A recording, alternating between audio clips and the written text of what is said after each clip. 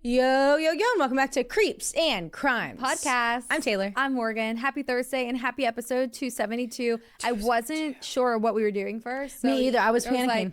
Like, wait, and welcome back to TBB. No, just kidding. This is a regular episode. Yeah, we are about to record TBBs after this, but then I was thinking, shit, maybe we should have recorded those first. Actually, no, because these ones, I don't think. Yeah, no, I don't These think ones, I don't think it'll make a difference today. No, I don't think so either. Okay, so I went to Denver. You remember back in the day when I used to do back in the day, it was like 3 weeks ago. I would do intro to things that I wanted to remind myself to talk about. Yeah. I want to save some for our Patreon live today, the day that this comes out that you're listening to this, which is Thursday, December 11th. We're doing a Patreon live for Patreon episode 100 at 7 p.m. Eastern Standard Time over on Patreon for Patreon members only. I cannot believe that. That's fucking crazy. But I'm going to save some of these topics, the ones that we don't give, for that Pipe and Hot Goss intro into the live. So. Wait, before you even start about your Denver trip, I have one thing I have to say. Okay, to you. say. You were killing me with the peacoat in the mountains. The wool peacoat, or the wool blazer, I'm sorry. The wool blazer, and this girl's out there fucking hiking. I'm hiking in the mountains. In a blazer. Now, and that is on fucking Taylar Pepster. That is on me. And I did have heels on. I didn't even notice. I did have heels on. Tracks. You know I did. Well, we weren't meant to go up there, and that is one of the stories that I can offer you today that I will tell you. But I wanted to tell you guys about something that I was cackling about on the flight. It was just in the topic of me and Morgan just being crazy together. So let me start off with a story about me, and then I'm going to switch to Morgan. Our flight took off at 6 a.m. So we had to be at the airport by 5 a.m. And the reason we even got there that early is because in the mornings now, because of these commuter flights that TYS has, it can be a bitch. To Atlanta. So we were so scared that we were it was going to be a bad day, especially because it was the only good week that makes sense to travel for work before Christmas, because they wouldn't ask you the week before, you know? Right. So we're shitting our dicks, okay? And we get there early, whatever. We get a coffee, we sit down, and I go to the bathroom. So I leave my purse, leave my stuff with Logan, my coffee, and I go to the bathroom, and I had on a sweatshirt with a bodysuit. You guys know the one I wear all the time. You know, the one, the jumpsuit with it's yoga, workout one. And insane choice for the airport. Insane. I know. Let me tell you something. When you're telling me I only have that tiny little ass carry-on and I have to figure out what outfits I want out there, I'm picking sparingly, and it centers around one outfit at the end of the day. So, and a wool blazer. So that was the only one that I felt comfortable to bring. I offered her parkas. She did. She was like, you want a parka? I was like, nope. I want one jacket. No, I have my jacket. I was like, blazer. I in the Rocky Mountains in December. And so I had to, take my arms out of the crew neck, take down my jumpsuit, put my arms back in the crew neck, pee, and then do that all over again. And in the process, my left hand got caught because my diamond caught onto my thing. So I looked at my left hand, and my wedding band is not on my hand. Guys, I don't fuck around with my rings. I am not someone who fucks around with my rings. And I remember vividly that morning putting on my rings because I made sure I had all of them because I'm flying somewhere for an event, nonetheless, where I need to be wearing my jewelry. And I'm like, oh my God, I'm going to throw up. It has had to have fallen off somewhere in between. It was so cold. We parked in that far parking lot and walked all the way. I'm shitting my pants. I'm thinking, okay, maybe I set it back down. Maybe something came up and I set it back down. I don't even bring the issue to Logan. I text Morgan. I'm doing a covert operation. No one needs to know what's happening right now. And I'm like, Morgan, when you get off work today, you need to take your ass to my house and you need to go check in my bathroom in my place where I keep my rings and see if my wedding band is there. She's like, oh no. No. So oh no. She's right. like, yeah, you had to put it on. So we're talking about I was like, you don't ever take your rings off. It's on. It's somewhere. But I took it off that night to do a fucking self-tan. We're about to board and I'm getting more and more anxious about it because I'm also having such bad anxiety about getting on this plane. It was such a weird reaction I was having to in grief, just because of the travel that I did before. So I was having a really weird experience already. And I'm on the verge of losing it, crying my eyes out. And you can't say a word to Logan. And I can't say a word to Logan. So finally I'm like, Logan. And he's like, what? I can't find my ring. I can't find my ring. And he's like, which ring? And I'm like, the wedding band. And he's like, okay, that one, okay. And I was like, but it means so much to me. It's the only one that I have from the original stack. Like, I'm going to cry my eyes out if I don't have it. And he's like, Taylar, it's literally okay. Like, don't worry about it. I'm sure it's at home. And I'm like, well, Morgan's going to go check. No, don't make Morgan go. I'm like, no, Morgan's going to go check. Morgan's going to go check because I'm not going to be able to sleep tonight. And we get on the plane and we sit down. And tell me why I look down at my right hand and stacked on my little gold band from Quince, by the way, is my fucking wedding band. So I sent Morgan a picture on my crisis averted. Don't worry about She's it. like, taking off, but don't you worry. I found my wedding band on the other hand. No need to go. It's on my other fucking hand. You idiot. Like, I'm so mad at myself. That was so funny. Logan's cackling at me. So whatever. I'm just like relieved. Okay. But in the process, this happened as we were taking off. So that's the last text message I sent before I put my phone on airplane mode. So I'm sitting there giggling at myself. And then I was thinking, Logan was like, why were you calling Morgan specifically? Like, Nikki could have gone right then to go check it out. And I said, because I think she's the only person who knows exactly what ring I'm talking about and the exact location I would put it in. Like, she is the only person who really knows that. And I wouldn't have to like give too many details. And he was and like, while I was in the bathroom, I would just reload the toilet paper. Yes, exactly. Because Morgan is the person who revamps my toilet paper supply. I told her last week, I said, that's it. You're putting me on payroll. I need allowance. So I'm sitting there giggling about it. And I was telling Logan, I said, yeah, I know she knows where that jewelry pan is because when we've gotten ready, I said, but then the last time we were in the bathroom together not too long ago, she grabbed something out of it. I don't remember what it was. She was looking at my earring or something, or Jackie's necklace. I don't know what it was. And then I started cackling because I don't know if you even remember this. But it was so funny to me. I do laugh about it like pretty often. I'm scared. Every time I am getting ready. So this particular time, Morgan was over and I was finishing up getting ready.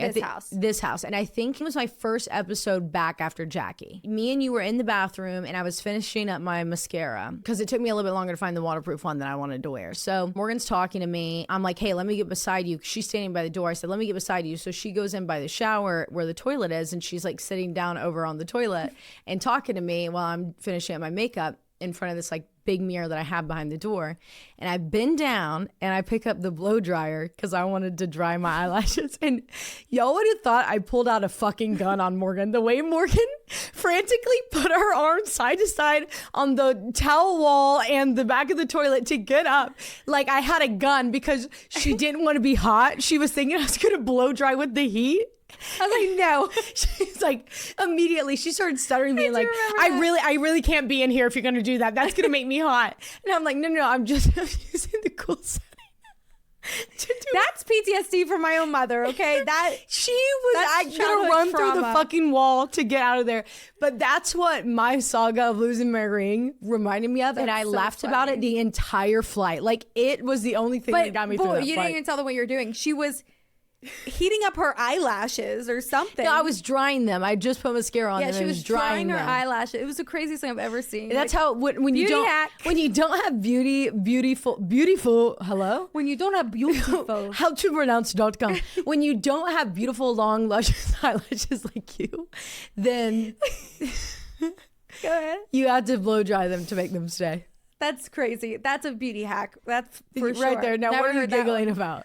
I'm giggling because on last night, I was telling Aaron our trash can was full to the brim. Oh, God. And we had a bag sitting just on the front porch from that morning. And I was like, can you please just load in your work truck and like dump it at work? Like, it's not that big of a deal. Like, you have to do something.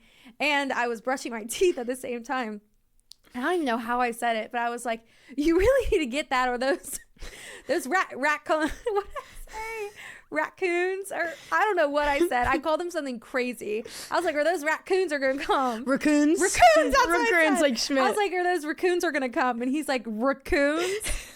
I was like, yeah. Funny. My bad. I was cackling. That is so funny. No, yeah, okay, so that was the story that made me laugh the entire time. Now, we're gonna pick one more from this saga. And I have, speaking of a raccoon, I actually have in here a drunk story about a raccoon. Please tell me about the raccoon. I don't know if you guys saw this on the news, but I was watching, the nightly news, and this was a feature story. David Muir on the nightly news, and I'm watching it, And this story made me actually like bust out laughing in the bed, like before falling asleep. Like David Muir, this motherfucker, he's sitting there telling me the craziest shit on the planet. This is what I say every time. Like every time I'm watching the fucking news, I'm like, no way. This all happened This today. fucking happened today, dude. Like, and then he's like getting to, and it's serious. It's like there's a fucking war, and then there's this child murderer on the loose in the woods, and then that fucking football coach, and da-da-da, and he's going through all of them, and he's like, and then a robbery at a liquor store leads to a drunken culprit, and it shows a raccoon laying face down on the back floor of a liquor store with its arms behind its back. No way. And I'm like, what the fuck? So I fast forward to that very specific story because now I have to know. Okay, so now he's putting AI on the No, fucking that's news. exactly what I'm thinking. It's a true story. This He's just laying there ready to be cuffed? This owner of a liquor store came in to a shop. Everything's turned over. Ransacked. Drinks are empty. It's fucking crazy. Like the register's all like knocked over. And he calls 911. He's like, oh my God, there was a robbery. Police come and everything. So they start going through because he didn't want to go to the back of the store if someone was still in there. Yeah. The police go all the way to the back of the store and clear it. And in the back room, they find this raccoon passed out drunk because it had drank so much fucking liquor. Wait, that's actually so sad. I know. It was What just. were you doing? Why were you doing I think that? it was looking for food. I don't know if it got trapped in there, like when like the closing person like walked out, like had the door open while taking out the trash. I also wonder if it like knocked them over and it like just like, can you absorb it through like your paws? Well, I don't sure. know. I mean, it's a fucking raccoon. I'm sure it went over and was like, "What's this about?" Yeah. You know, let me get a little sip of that, and then all of a sudden it's hammered and it's passed out in the back. So, but it was the craziest story. And then I'm gonna read you the bullet points so that way you guys can be prepared for our live on yes, and Piping Hot please, Goss. if you're interested in listening to episode 100 on Patreon, you better fucking be there. You better fucking be there. 7 p.m. tonight, 7 Eastern p.m. time. tonight. Okay. So then I have Link in bio and show notes. yes, always. My idea of a collab between car rental companies and baby stroller carrier brands. We'll come back to that, but that's a good idea that I have. And nice. TM. If you'd like to buy that idea from me, you definitely can. That's nice. Then I have Netflix buys Warner Bros. We'll talk about there. Then I have that I watched two things: Eddie Murphy documentary on Netflix and The Pit on HBO. So I need to watch that Yeah. by Thursday. You don't have to watch, but they're just really good, and you should watch. Okay. You're not going to get through The Pit. Like, I think it's a long period of time, but you should start it. But Try it's, me. you know what it's about, right? No. Pittsburgh Medical Center ER. Oh, Pit. Yeah. The Pit. Yeah. I have started. You've seen that? Yeah. Yeah. So I'm watching that right now because apparently like wild ass shit happens in the end, and it like gets kind of slow, but like it's really important to the end. I don't know. Yeah. Then I have John Benet Ramsey House. Full stop. We'll come to that on Piping Hot Goss. And then lastly, I have Loveland's Pass. Do you know what Loveland's Love Pass and is? ass. Yeah, I do. And you're in the, above the clouds. Yeah, and we did it in a blizzard, and we nearly died. I was tracking you. I don't even know how to even begin to say that me and Logan did not speak a word to each other because it was his stupid, dumb idea. And I was trying to be a cool wife because it was his day to pick what we wanted to do. And he wanted to go out there. And we went to Vale. That's what I wanted to do. Went to Breckenridge. And then to get back to where we needed to go. So you can go through Loveland's Pass. I said, Logan, I think that's haunted. Where the tunnel was closed. There was just tons of traffic. So that was a faster route in the blizzard, mind you. And I didn't know. I said, wait, isn't that like a haunted location or something? Or like I didn't know it was cursed? haunted. Well, it's not. It's just that people have said never fucking do that in the snow. And there's no that, guardrails. yeah, there's no guardrails. Like me and Logan, Definitely not out-of-staters. me and Logan did not speak a word. We did not speak a word. That shit. Bitch, there was a fucking snowplow in front of us and we couldn't see the lights on it every other fucking minute. It was the scariest thing I've ever gone through in my entire life. And I'll never, ever listen to Logan again. Yeah. Yeah, I've done that road. What did you do? What did I do? Okay, so this weekend? Yeah. Thursday to Friday. Let's catch up. Okay, yeah, Thursday, Friday. So Or Thursday to Sunday. So I was doing a shit ton of laundry. I actually had off work on Friday. That was really nice. Slay. Did a shit ton of laundry, and all of a sudden, my washing machine is broken. No, Morgan, no. And this is the one that Taylor's parents had gifted us. Like, they were getting rid of it. Yeah. What, 5 years ago? Yeah, when what? They were nice. I mean, What your apartment mom were you probably in? only, it was only at the River House, and Yeah. they were only used Yeah. like a year or so. She just didn't like them. She just didn't like them. She doesn't like a top loader. Yeah. So they're Samsung. They're very nice. Very nice. And thank you, Tanya, for that, but it's broken now. We fixed it. No, thank God. And so, yeah, so I'm like, Erin, you need to get out there and you need to fix that. Because I go down there I start a load, and he was going to some place to get a relative a Christmas gift. So I put a load in. Mm-hmm. I go with him, come back. We stopped and grabbed a bite to eat, come back, and I go and I did a quick wash too, because it was just like a couple things out of his suitcase. Still says like 58 minutes. I'm like, the fuck? That's weird. There's no error code or anything. So I shut it off. I just did a rinse and spin because it wasn't draining. Oh my God. And so we go back up inside, and a couple hours later, he goes back down. Now it's giving an error code. And the error code basically is like the motherboard needs replaced. The motherboard? Or the motherboard, whatever it's called. Or the drainage is backed up. I said, you need to get out there and be a man. Yeah. You need to get this done. You fix this right now. I said, those are your clothes in there. I'm not getting the fucking washing board, so you better fix this. Literally. And so anyway, we go to sleep that night, and I was hearing noises from the washing machine all day. Like I was here because I started in the morning, and I was like, is that the toilet? Like I thought it was something with the pipes. So it's like was the like, draining, trying. Oh my God. And then I heard it with the dishwasher. So I'm like, are we fucking back? No, because that's been happening at your neighbor's house. Yeah. So then I started panicking. So then he went out there the next morning. He goes out there after that night, runs it again after I told him I don't go out there at night. No. So I'm like, just do like a rinse and spin. Yeah. I was like, do not let it put any more water in there. No, you can't. But we had to stop it halfway through. That way it spins first and then it rinses because it's got to drain that water. Wasn't draining. So they sat in fucking water all night long. He goes out in the morning and he was working on it, but he kept coming in and he'd be like, I'm like, what is it? Like, I just want to know. And he was like, fixed. I'm like, ew. Tool bag.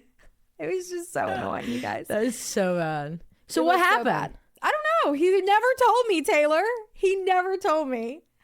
He was like, don't worry about it. I fixed it. It had to be literally a knob needed to be tightened. And he was down there fucking quick. He watched some videos the night before, and he was down there quick. Saturday, I had a work Christmas party. Oh, how'd that go? It was good. Good. Yeah, it was good. It was fun. Sunday, we did nothing. That's really nice.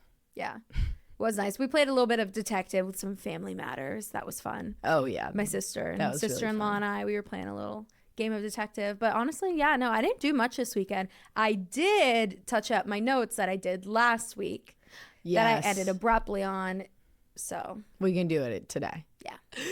I'm really excited. No, yeah, we went out for, I'll just say this week, because I never told you why I was out in Denver. It was Arletta's baby shower. It was so beautiful. We had such a great time, but we were exhausted. Yeah. And we got back our flight got delayed as we were pulling into the airport at 4 a.m. in Denver.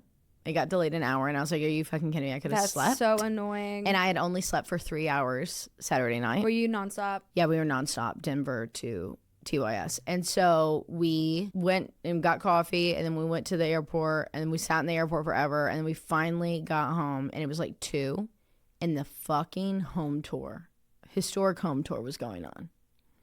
No. So in front of busloads of fucking people, I had to get my luggage out of my car. No. Take it inside, clean the house. And finally, I was like, I'm getting in the shower. It was like 5 o'clock. It had just ended. I was like, I'm getting in the shower and I'm going the fuck to bed. Like, yeah, I texted her last night at 8, no answer. And then she woke up to like 19 text messages from me. I did. None of them were urgent. It was just okay? like factual. It's just information that needed to be shared before I forgot. And then when I knew you didn't answer me at 8, I was like, oh, she's fucking smoked. I'm dead. I'm fucking dead.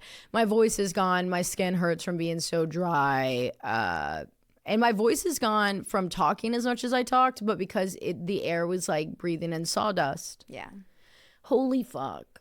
But I had such a great time. It was so beautiful. The baby shower was gorgeous. And it looks stunning. Oh my God, it was so good. And the food was so good. The pictures were great. Beautiful. I spent 6 hours building a balloon Christmas tree. Oof. Never again. Oof. Ending that journey ended there. I was like, oh my God, I could totally do that. By the end of it, I was like, I will fucking pop every single one of these balloons right now. In front of God. Do you have a picture of it? I have one picture of it. That's it. See it. I didn't even take a picture solo of it. I have a picture. It's in a picture behind someone because that's how disturbed I was with this fucking balloon tree. Oh, you can't even really see, but the remnants behind. Okay. Yeah. Yeah. I see where you're I'm sure someone's got a picture of it somewhere because I worked my ass off on it so bad that I couldn't even look at it again. Fuck a balloon Fuck arch. that balloon arch tree.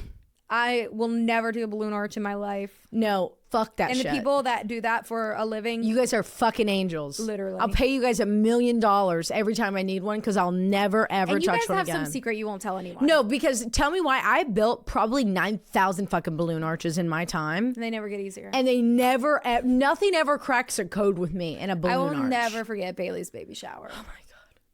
I'll never forget having to lint roll every single one of those fucking balloons every single time that I looked at them. Okay, are you guys ready to get into it? If you haven't already, don't forget that you need to be sending in your creepy accounts like yesterday, because at the time that you're listening to this, the following Monday, we'll be recording the creepy account for And Christmas. I've seen a couple Santa ones. I have too. A lot of people have sent them in, and I want more. So keep sending them I'd all like in. more too. You could do that to creepsandcrimes.ca@gmail.com or through our Reddit thread, Creeps and Crimes, or you can do it through the portal on our website. But Morgan, hit them with it. If you're driving, throw that shit on cruise control. If you got a glass, pour that shit up. And let's get creepy with some charisma. Yeah.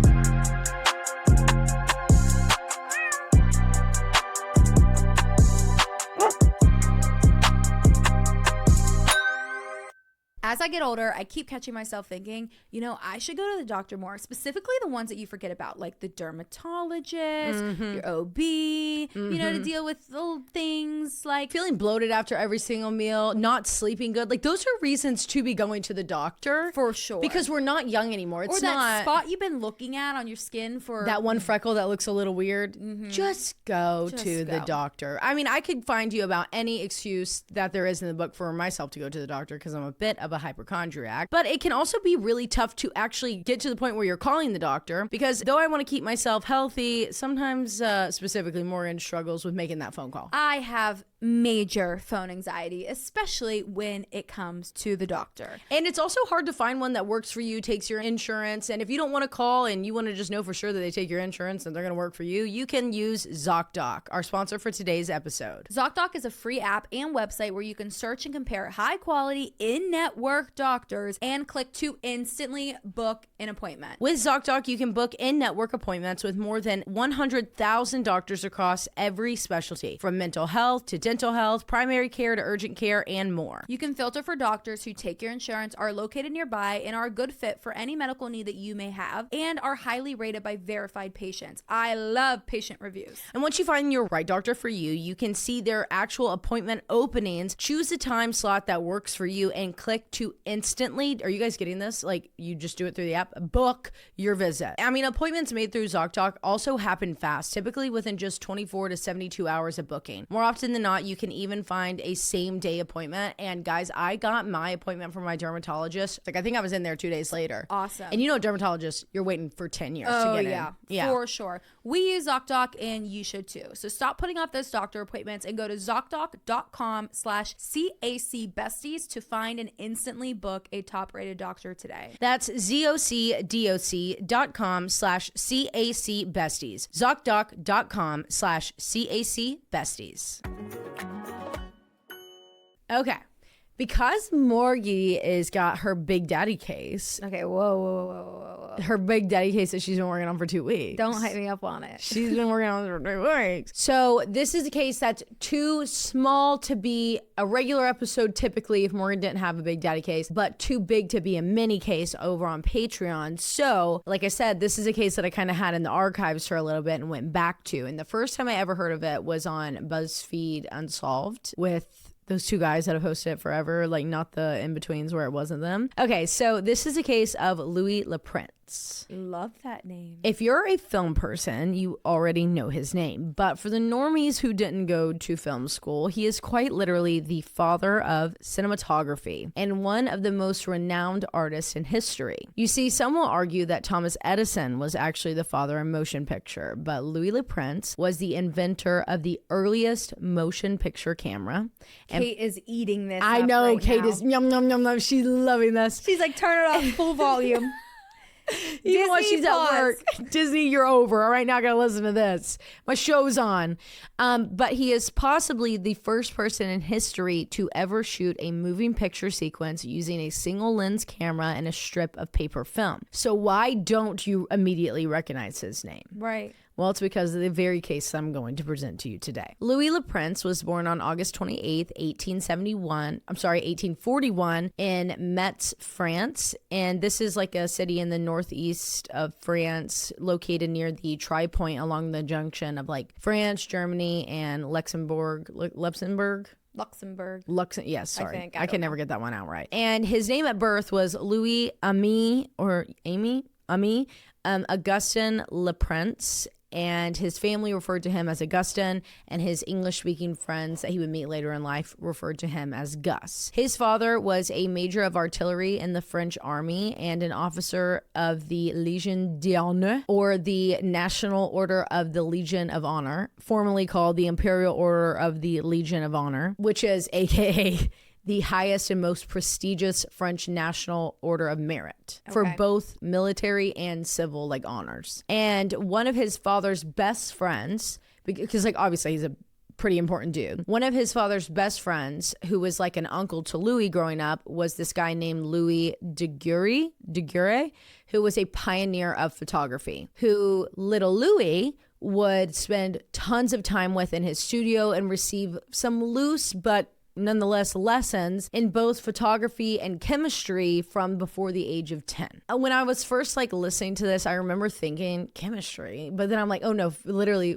like everything is all chemistry. That's where it began. Was like that's true. To get it there. I was like, damn, that's fucking crazy. That's a thought. And you'll see in here that like chemistry, you have to have a degree in chemistry to even like begin to get started in motion picture or pictures in general. So really fucking cool. For education, Louis moved to Paris where he studied art and painting before doing his postgraduate in chemistry at Leipzig University, after which he moved to Leeds, England in 1866 at the age of 25 to join a friend named John Whitley in Whitley Partners of Hunslet, which was a brass foundry. So Louis worked there as an agent, which I halfway think was actually for the sole purpose of loving a woman, just like any good artist, because Louis was in love with John's sister, Sarah Elizabeth, or Lizzie, who Louis married in 1869. Louis and Liz. And Lizzie was a fucking very talented artist. Like I could go an entire separate history about her and like her work and like how it's still prevalent today. So she was a phenomenal artist. And the two honeymooned in Paris, where they went to a magic show that fascinated Louis. So they returned to this freaking magic show. I said magic, not fashion show, right?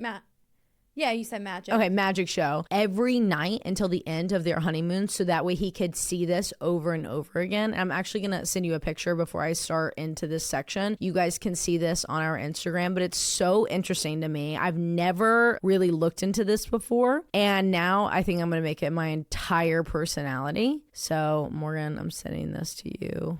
I'm about to explain this picture to you because I know it looks insane. This hurts my eyes. I know. Okay, one moment. So, what really stuck with him in this magic show was this illusion with a moving transparent figure or figures, likely a dancing skeleton projection with multiple reflections of mirrors focused on one point, or a variation of Pepper's ghost. Now, Pepper's ghost was like the first ever illusion technique that was used in theaters and then in like film and photography and movies, so on and so forth. But essentially it's where an image of an object or a person is projected, who is off stage, is projected, so it appears that this person is like holographic on stage in front of the audience. And there's a picture that depicts this for you on our Instagram, the one that I sent to Morgan, because it would be impossible for me to fucking explain. Yeah. It is so crazy that this is the lengths that they went to. Like, I get how they're doing it. So it's like mirrors and reflection. It's essentially what film is, but instead of recording it, they were just projecting it instantly. Fucking ingenious, man. It's crazy that they would come up to magicians were scientists then. No, and that's what we've always said. But just looking at the crowd, and there's like a little child in someone's lap. Yeah, but like laying across them. That's interesting. That's an interesting. You're right. They are interesting. And then this guy over here looks like a skeleton. He does. Anyway, sorry. Anyways, this really captured Louis' mind, and it was the first real introduction he had to a motion picture. Because, he's stepping away from that thinking, wow, imagine if we could project something and instead of it just being visible to the eyes in the room, that we could then record it and share it like a picture. Yeah. In 1881, Louis, Lizzie, and their 5 children moved to New York so he could be an agent and manager for artists that painted solely panoramic landscapes, as his passion was immersive art, and these paintings would officially be the thing that inspired him to make an even more immersive experience for the viewer of art. And then he was like, okay, what if we had this art that's, so immersive and it's panoramic images of landscapes, and we were able to use the Pepper's Ghost technique to thus create a motion picture. Dun, dun, dun. Dun, dun, dun. And then when you Smart think boy. about how we call them movies, like that is basic terms. Like it's just moving movies. Yeah. Pictures that move. Yeah, that's movies. Cool. That's crazy. So it's basic. so basic, and now we say it for everything. Yeah. We literally have leading mega million billion trillion dollar industries around movies Getting bought up by Netflix. Yeah, getting eaten up by Netflix. So he began working on this process in 1885, inventing a camera with 16 different lenses that he hoped would be able to create what we know today as movies. And with what he learned from this invention, he began building and testing early versions of his single lens camera, which he was able to use as early as 1886, according to his daughter Marie, to project moving images on a wall in their family's workshop for his entire family. Wow. And that same year, he applied for a U.S. patent on that 16 lens camera that included brief phrasing allowing for a single lens version. So essentially it was like, I'm hoping to condense this 16 lens camera into a camera with one or more lenses. Right. That is the verbiage If of I it. was staring at you on YouTube, it's because I'm just like You're taking in what this man created? Yeah. Okay. Just really focusing in on the lens there. And this process of getting this patent would take 2 years to secure. Now, mind you, this is 2 years before. Okay, so this is, again, 1886. So why a U.S. patent? Because he was in New York at the time. Oh, okay, I missed that. Yes, he was in New York at the time. Now, mind you, this would be 2 years before Thomas Edison would even begin his early conceptualization of motion picture designs in 1888. So to explain the volume of this, it's that we don't know this guy that I'm telling you, Louis Le Prince, but we know Thomas Edison as being the father of motion picture. Like, he is the one credited with creating a video camera. So, okay. The kinescope or whatever the fuck. Is he the light bulb guy? Yes. Oh, or is that... No, light bulb guy. Okay. That's Thomas Edison. I was Edison just bulb. having a dumb bitch moment. He Benjamin didn't create. Franklin is electricity in the kite. Oh fuck. Benjamin Franklin was Is flying electricity. the kite with the lightning. Yes. Edison is the light bulb, but he didn't invent the light bulb. It was Tesla that created the light bulb, but Edison made it to where it was like a common in-house thing. Okay. Right? I mean, that's what I've done all these notes inspired. I know, and I know that we have talked about this at great length. Oh, at great length. But like shit like this, when it comes to like historical facts, like I'm sorry, you can't tell me Benjamin Franklin and Thomas Edison aren't the same person sometimes. no, I agree. You know what I mean? Like, and Thomas Jefferson, throw him out there. no, because what are you doing here? In fact, like, guys, we're joking around, but we're not at the same exact time. I know, we're getting a bad review from that. Oh, 100%. for sure. Where is I at with this? Thomas Edison is credited for being the first creator of what we now know as like a video camera. Okay. Not this guy, but I'm telling you right now is that he got this patent or applied for this patent before two fucking years. Thomas Edison wrote his first note thinking, I wonder if we can make that into a video, but not in those words. You know what I mean? Right. And that's very convenient, I would like to say. I got a lot of beef with Thomas Edison now, so y'all just hold out because I'm going to be ranting about him here in a little bit. Especially when you consider that in 1887, about halfway into getting this patent, Louis moves back to Leeds, England, leaving his family in New York. And you wonder why? Oh, well, let me tell you. According to records, because he wanted to, quote, hide out from those who were looking to steal his work in the U.S., who his wife Lizzie referred to as industrial spies. And this privacy that he would get in Leeds would allow Louis to build in 1888 the very first working version of the single lens motion picture camera. Wow. Which is what we literally use today. This was a 40-pound mahogany box. I'm not shitting you, box. And we thought that 5-pound one that we had to swing around. And, no, imagine this bitch being 40-pound. You guys would never get a video. It looks like a fucking birdhouse. That's what it looks like. A 40-pound mahogany box with a hand crank that manually moved light-sensitive paper, film, which we now know is film, along between the lens and the shutter and would sear the image quickly. So cool. Kind of like an old VCR tape is what I'm like. Yeah, like that's the only our way level I field can to conceptualize it. Also a great choice on the mahogany wood. I know, right? It was really pretty. Meaning it was a single roll of film moving from one spool to another and taking images that were designed to be projected to reproduce the movement that it was capturing. And he would be able to create several films that same very year, 3 of which survive even today. No way. Again, the same year, Thomas Edison allegedly thought up of the motion picture on his own. How convenient. But conveniently, it's the same year that this guy's creating fucking movies. Right. And Thomas Edison's like, I got this idea that this guy told me. that nobody told me, that came to me in my sleep last night. And it's like, bro, this was already happening. Yeah. This was already going on. And Edison's earliest film wouldn't even be filmed until 3 years later in 1891. Wow.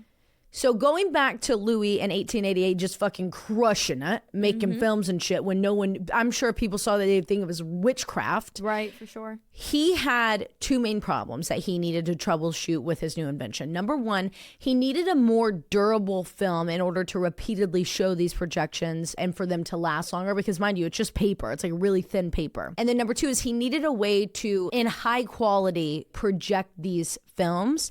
And projectors were still, back then, they weren't moving. So he had to make a device for the projector where the projector could capture the movement and on the film, and the film had to be durable enough to be able to move through a machine through the projector and not rip apart. So he was able to solve both of these problems using celluloid, which then in turn helped with problem 2 because he was able to build a durable device for the projector and not have to worry about the glass breaking, like the glass sheets that he was putting over breaking it, because he could put them through like a glass tube essentially. Because he figured this out, he could finally showcase his work. One of the first times being on March 30th, 1890 at the National Opera in Paris, where he projected one of his first moving pictures for an audience, where the secretary of the National Opera, Ferdinand Maupassant, was there to witness and inspect Louis' system. And just a few months later, in the summer of 1890, Louis wrote Lizzie, who was still in New York, saying that he would be returning to her and the kids very soon in September. So that's just important for the timeline, that someone witnessed this and made comments on it and inspected the device. Soon after that, he's like, I am coming to New York. And the reason that he was coming to New York is because he was going to, for the first time, publicly and officially showcase his motion pictures to the world, as he had finally been granted the patent,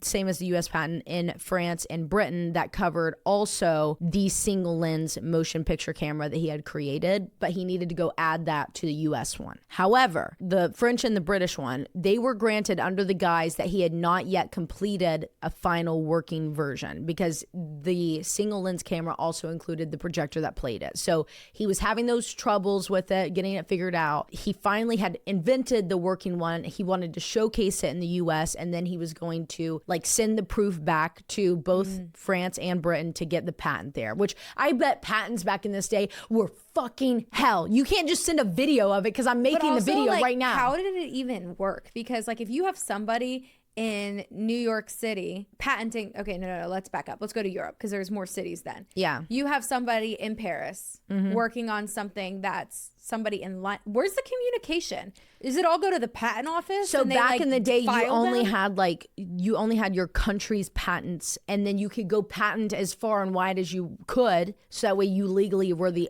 sole owner and inventor. But like, how did they make sure that no one double patented? Bitch, I guess I had to go through the government. One single lady filing them all, camera or picture. And then they have to pull them and make sure. That's crazy. That's crazy. I'm sure that shit was hell. So there were a lot of technicalities, but if he were to go to the US, he was going to be able to have like really good witnesses that could testify that he had created a working version of it.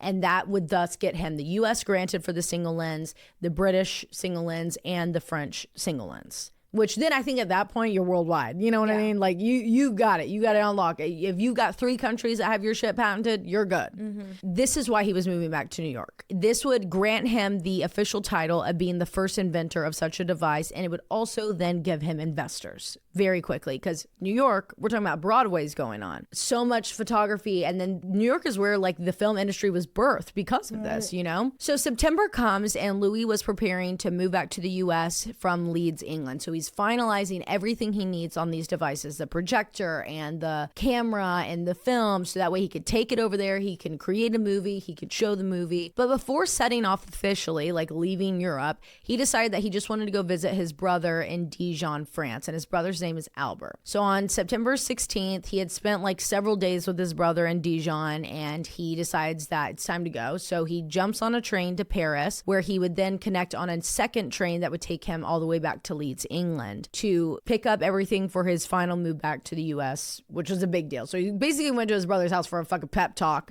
before he went and gave his biggest Shark Tank pitch of his entire life, you know? He had like packed up everything before he left to go visit his brother, so that way he could just pick up the shit and essentially get on the ship to go over to the US when he got back to Leeds. So everything was in boxes, including all of his film devices. He did not bring them with him to Dijon. All he had on him at the time when he boarded that train from Dijon to Paris, thus back to Leeds, was a black suitcase and the clothes on his body. Other than the clothes that he had packed for the trip, inside the suitcase was the paperwork detailing everything about this single lens camera, so when it was time to get that patent, he could just send it off.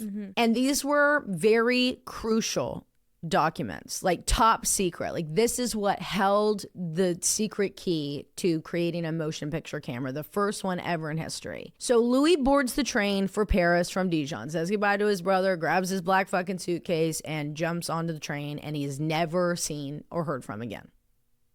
He disappears into thin air. They can't find him, and they can't find that fucking black suitcase with all of his documents inside of it that he never left his person. Friends in Paris were actually the first to realize he was missing when they sat there, because they were going to say his goodbyes. He was about to fucking go over to the US for who knows how long. So he had like friends waiting for him in Paris to say goodbye to him, and he never got off any of the trains that came from Dijon. Oh my God. So he either didn't get on the train in Dijon, or something happened to him between Dijon and Paris. Then his friends in Leeds, because obviously, you know, how the fuck are they telling each other what's going on, realized that he never showed up from home. Specifically, his assistant, who knew he was returning on that day because they had the fucking ticket to go over to the US. And immediately, his assistant rushes over to his studio and digs through everything and makes sure that the fucking camera and projectors are all still in there and all the film. And he immediately hides it because he's like, I don't know what the fuck's going on, but all the paperwork is gone, and I'm the only person that knows where the fuck this is right now. Holy shit. But it was all there. When the assistant went in, like, it was all there. The studio hadn't been ransacked. It was all there. The studio hadn't been ransacked. Nothing was wrong with it.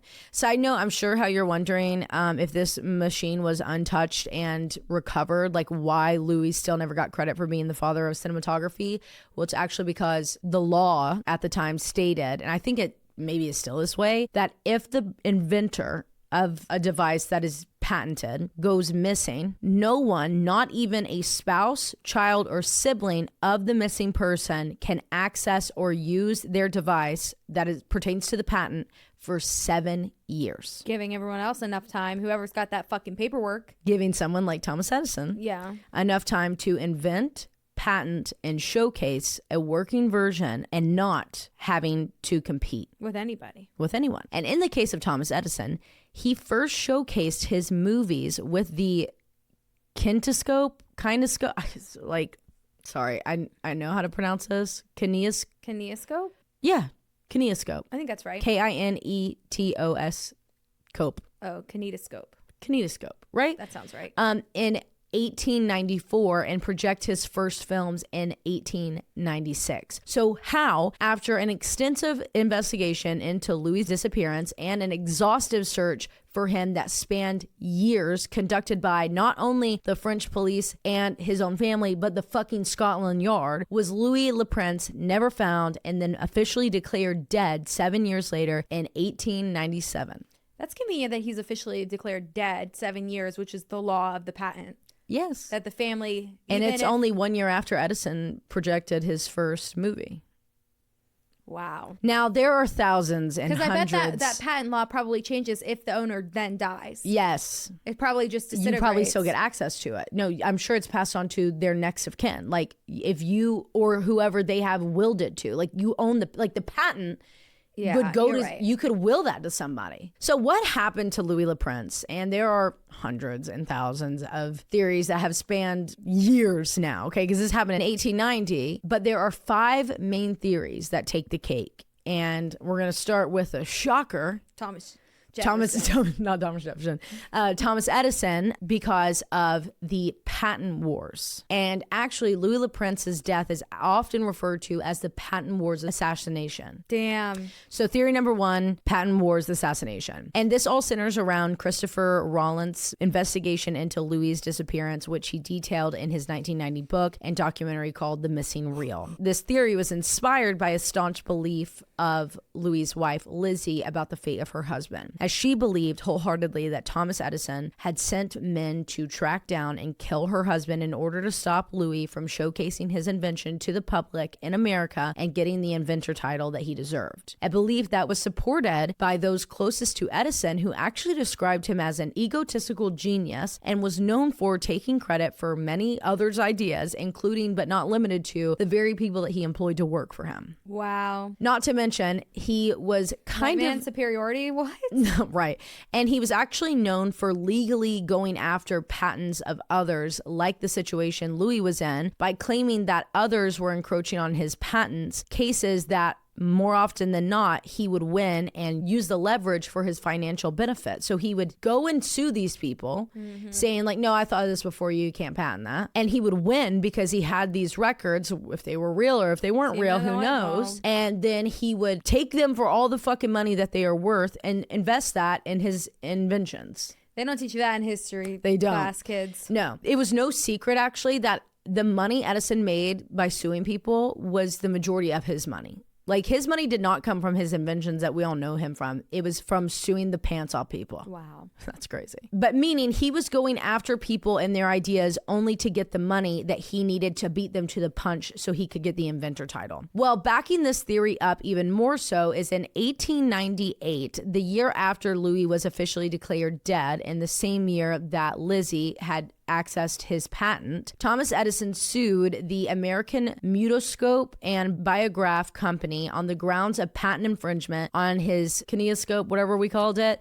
motion picture camera patent, which thrusted Louis' invention and case back into the spotlight because Mutoscope, the company, would call on Louis' son, Adolphe, and his wife, Lizzie, to take the stand as witnesses in their case against Thomas Edison, with Adolphe taking a year off from his studies at Columbia to gather evidence to make the case that his father was the true inventor of the motion picture camera and not Edison. In the trial, Adolphe was able to prove that his father's film had been produced prior to October 24th, 1888, which was just like weeks before Thomas Edison's records reflect him conceptualizing the motion picture camera by showing one of the earliest and oldest surviving films that his father made, in which his maternal grandmother, so Lizzie's mom, is clearly seen dancing around the garden with Adolphe when he was very young and 2 other people. And she had passed away on October 24th, 1888, and the film had only been shot 10 days prior. However, the trial lawyer only focused on Louis' U.S. patent, which, if you'll remember, was only for that 16 lens camera, with the vague information of trying to create this into a 1 or more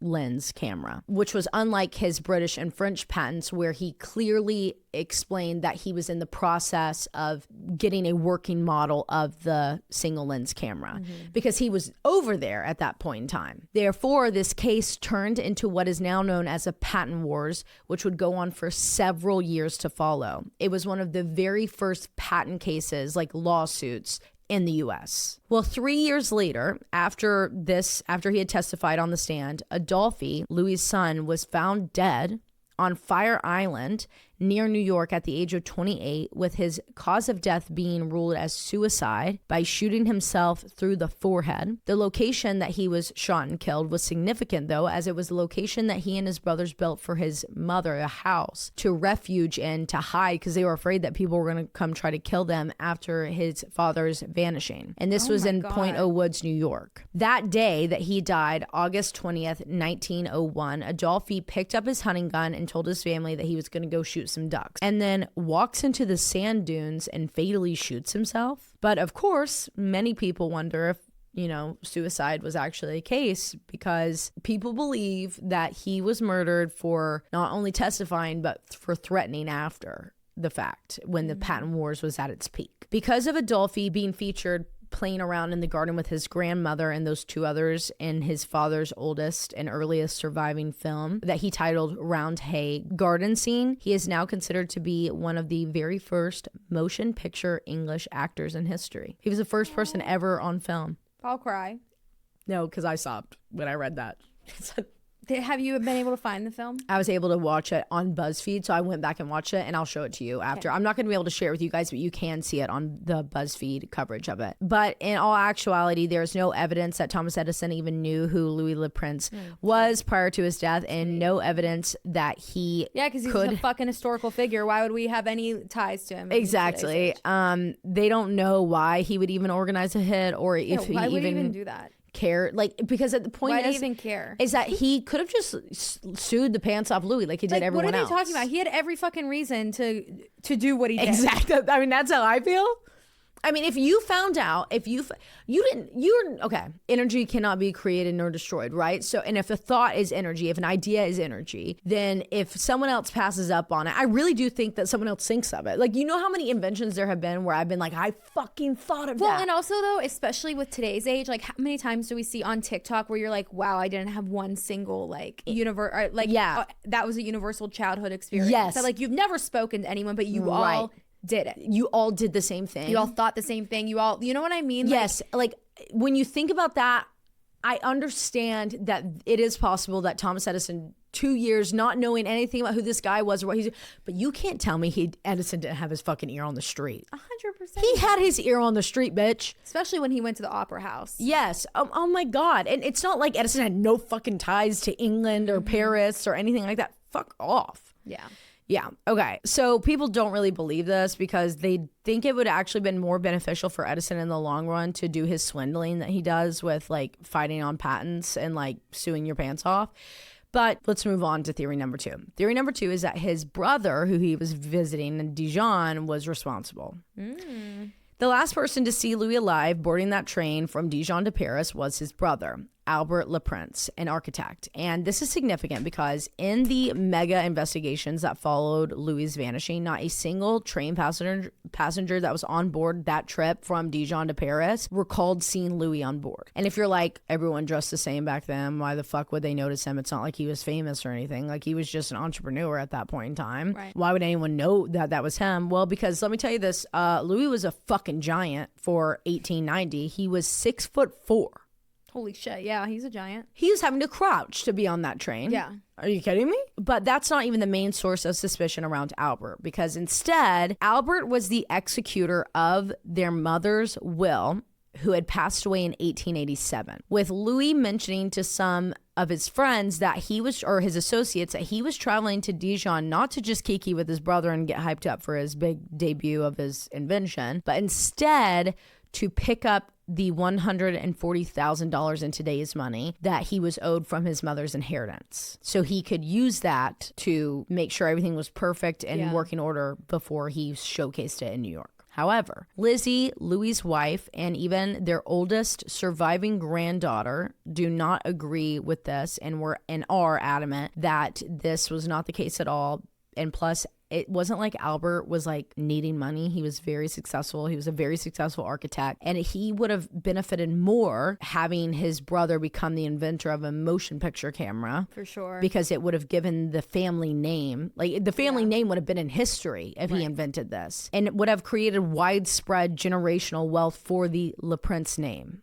Leading us to theory number 3, which actually encompasses the remainder of these 5 theories. So theory number 3 is that Louis didn't want to be found, that he either walked away from his life or ended his life. This theory was first proposed by Louis's great nephew, the great grandson of Albert Le Prince, Louis's brother, who alleged that Louis was in major financial debt from his invention, like $84,000 in today's money in debt, which is supported by a bad loan that he had given Lizzie's family business, you know, her brother who he first worked for at that copper foundry or whatever as an agent. Now, he and Lizzie had dual income with her career as an artist. Like I said, she was an incredible artist. She did commission paintings all the time, no matter where they lived. And she actually did some shit for the Queen. Holy shit. Yeah. But the problem is that Louis had not worked in the 3 years leading up to his disappearance because he was solely working on getting that patent done. Therefore, they were living only off of Lizzie's money to support both the family and his invention, which is supported by a letter that Louis actually wrote to Lizzie in April of 1890, so just months before he disappeared, where he mentioned feeling nervous about money after his projector no longer met the quality that he wanted. He's a perfectionist, if you can't tell. Therefore, many wonder if he got to Dijon thinking that he was gonna have more money from his mother's inheritance and was going to purchase a new projector or a piece for the projector in order to do his like grand debut of this motion picture camera, only to realize that the money wasn't going to cut it, or no matter what, he wasn't going to be able to get the money fast enough before he was set to go back to the US, because it was going to take days for his brother to be able to get the money to him. It wasn't like I could just hand you the sack of $140,000 and you could just walk off. So to avoid disappointing his family by not being able to have like a working final thing for the showcase and debut, he decided like I would just rather walk away. But that doesn't make any sense. No, it doesn't make any sense. That is the most wild thing I've ever heard in my life. It makes sense, but like it doesn't make any sense to me. No. And this is because, Morgan, what the fuck does anybody care? They've never seen him. They're going to think that you're doing witchcraft. Right. They have no idea. There has never been a thing like this ever before where I've recorded you, we've pressed stop, we've walked over to a projector, I put my film in the projector, and we rewatched it. You've gotten a picture. Yeah. But never in your entire life have you seen something like this. Who gives a fuck if it's not in 1080? Right. You know, like who cares if it's not in 4K? They don't know what that is. Yeah, exactly. So that's no why I don't find that. I think that's bullshit. No one had ever seen a moving picture before. Like, what does he give a fuck about the quality of his projector? It's still a projector at that point in time. Plus, even Louis knew that all he had to do was just showcase this because it would mystify people. And all of a sudden, they'd be rich as hell overnight because every investor would be knocking down his door from Broadway. And I mean, like, all the art that was going on in New York at this point in time. Are you kidding me? All the money that was moving through New York at that point in time. Paris. And then the second you got New York, you had everybody else in your hands. Yeah. This leads us to theory number 3.0 or 3.1, so technically 4. So that's theory 3.1, or whatever. Then there's theory 3.2. Am I okay? The second part, you said the 3, 4, and 5 are all grouped together. So we're on 4. Yes, we're on 4 now. Okay.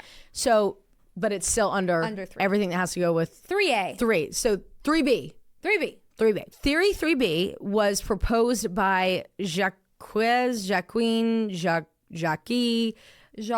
don't know, Deslandis in the documentary The Comparative History of Cinema. And that is that Louis voluntarily disappeared due to financial reasons and, so adding on to 3A, familial conveniences. And if you're like, what in the fuck does that mean? It means that he was gay. Oh. So basically she came out, no, he was just gay. Or he, or whoever this person is that wrote this, okay? This stemmed from Leo Savage, who was an investigative journalist that claimed that the director of the Dijon Municipal Library showed him a note that detailed Louis had died in Chicago in 1898, so 8 years after he disappeared, after being forced to move to Chicago and like hide himself by his family because they found out that he was gay. But again, that is the most insane thing. Yeah, and what an insane thing. It makes no sense. Like, what do you think he's just because he's gay, he's going to come back and make you guys money? Right. No, if you didn't want him in your life, then go ahead and fuck off. And I have this invention invention that's going to patent.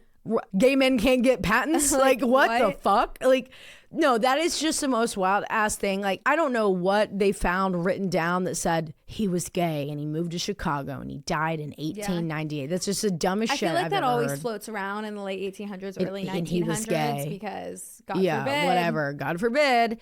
But the final theory 3C, is that Louis took his own life and his brother Albert had suspected it all along due to how depressed and suicidal Louis seemed when he left Dijon for Paris. Allegedly, Louis was really struggling to get the final model working for his showcase. And again, he was a major perfectionist and he was running out of time and money faster than he wanted. And after realizing that his inheritance from his mother wasn't going to save him in this problem, he ended his own life. And actually many people wonder if he was the body of a man that was pulled out of the, what's the river in Paris? Seine, Seine. Okay, it's called the Seine. We found it on TikTok. If that's not right, sorry. That is not a good source. It is not a great, reliable source, but it was the only place where someone said it that we could find fast. Anyways, there was this photograph of a man who had drowned and was pulled from the Seine River in Paris who strongly resembled Louis Le Prince and was never identified. Now, this photo was only discovered in 2003 in the Paris police archives, and instantly when people saw it, they were like, holy shit, that's Louis Le Prince. Again, how do people know in 2003 what he looked like despite, like, you know, some photos from the 1800s? But from the accounts I read, like, it actually does look a lot like him.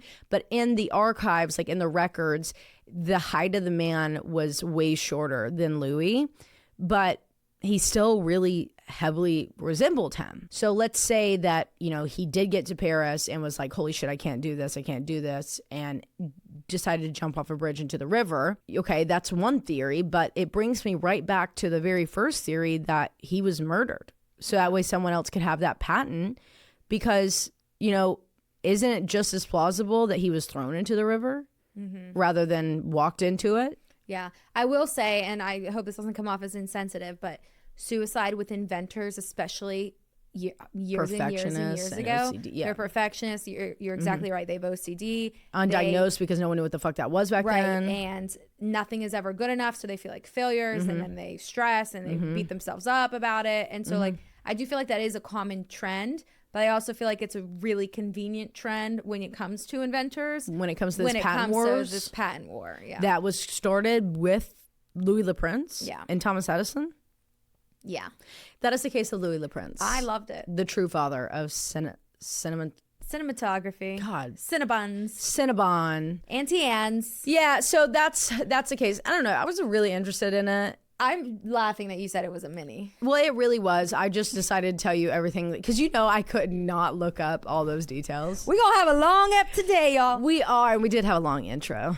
Struggling to feel confident with your body. Maybe you were on the right track. You were eating right. You were maintaining your weight. You were working out really well. And then the holidays hit. And the holidays can make staying on track harder for anyone. There's more events, there's more food, there's less routine, and it can add up quickly. I mean, right before this recording, me and Morgan were just talking about how the holidays just quietly wear on your body. You feel different, your energy does not always match the season, and there is this subtle pressure to show up feeling your best even when you are super stretched thin. This is the time of year when people want to feel confident, comfortable, and energized heading into every gathering. And because the holidays naturally make that tougher, many people look for real support instead of waiting until January. Right. You don't have to wait till January to set your resolutions for yourself. And that's where LifeMD comes in. The LifeMD weight management program lets you work with a doctor to build a personalized plan. If you're eligible, they may prescribe an FDA-approved GLP-1 medication like Wegovy or Zepbound, which have been shown to help patients lose up to 20% of their body weight. And I'm not ashamed to say it, you guys. In the past, I have been on a GLP-1 medication. I'm insulin resistant. I have other diagnoses that led me to get this medication, and it worked wonders for my body. I have never felt better. Like, I could go on and on about how I feel about GLP-1 medications, but this is how LifeMD works. You start with a short, confidential quiz about your weight loss goals. Then you schedule a virtual visit with a board-certified doctor who reviews everything. If you're eligible, an FDA-approved GLP-1 like Wegovy or Zepbound may be prescribed. LifeMD is then going to work with your insurance or work with you for alternatives and discounts if a GLP-1 isn't covered. And then the prescription can be delivered to the house or picked up at a local pharmacy. The entire experience is handled online, so you have no waiting rooms and no squeezing in appointments during the holiday travels. LifeMD provides real medical guidance with added support like metabolic testing, tracking tools, and ongoing care, so people feel supported every step of the way. LifeMD is offering a holiday and New Year sale with 50% off their weight management program, plus free shipping, which makes getting started easier and more affordable. Just visit lifemd.com/creeps to activate your offer. Disclosure: read all warnings before using GLP-1s. Side effects may include a risk of thyroid C-cell tumors. Do not use GLP-1 if you or your family have a history of thyroid cancer. In a 72-week Zepbound tirzepatide study of adults without diabetes, average weight loss was 15%, 34 pounds for 5 milligrams, 19.5%, 44 pounds for 10 milligrams, and 20.9%, 48 pounds for 15 milligrams, and 3.1%, 7 pounds for placebo. Please read all safety information found at lifemd.com/weight management. Cost of medication not included. Program price only.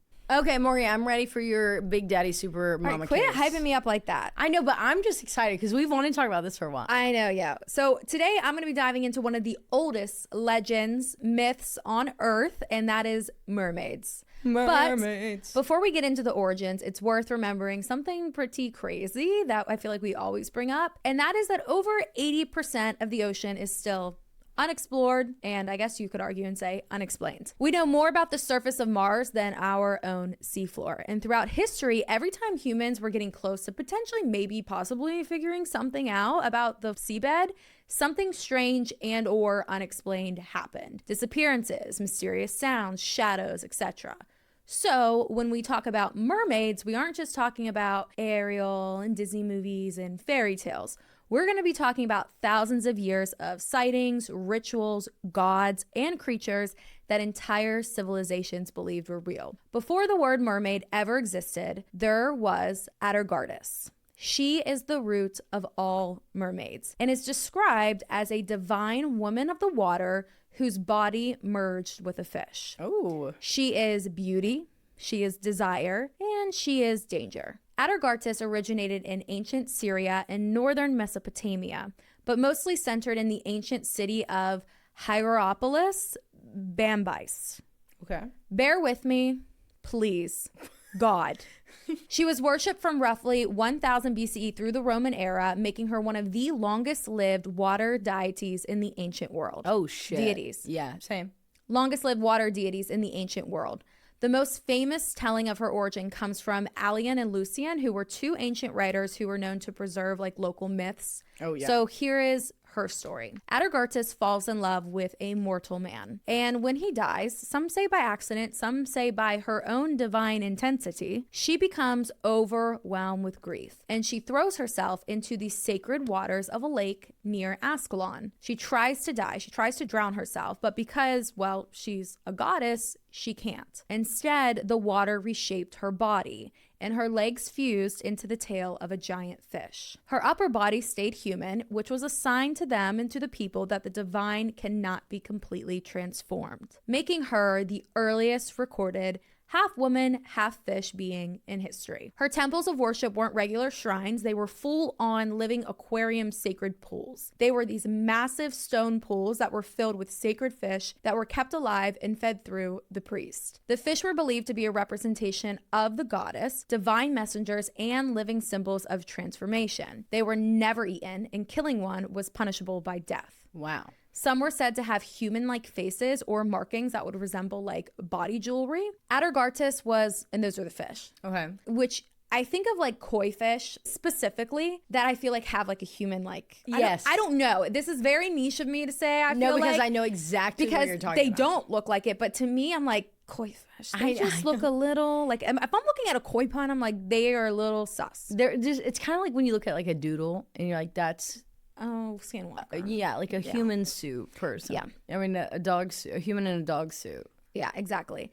Atargartis was not this whimsical mermaid. She held enormous cultural and spiritual power. The temples of Atargartis were stunning. At night, this incense smoke would fill up around her massive stone pools, and then the priests would start chanting in unison, creating this symphony that would then carry across the city, and it was believed to call Atargartis' presence into the sacred waters of the pool. Oh, wow. Kind of haunting, though. Like, if I was, like, below and, like, the pools are up here, I'm like, I'm hearing these, like... These chants and sounds. Chants and hums and...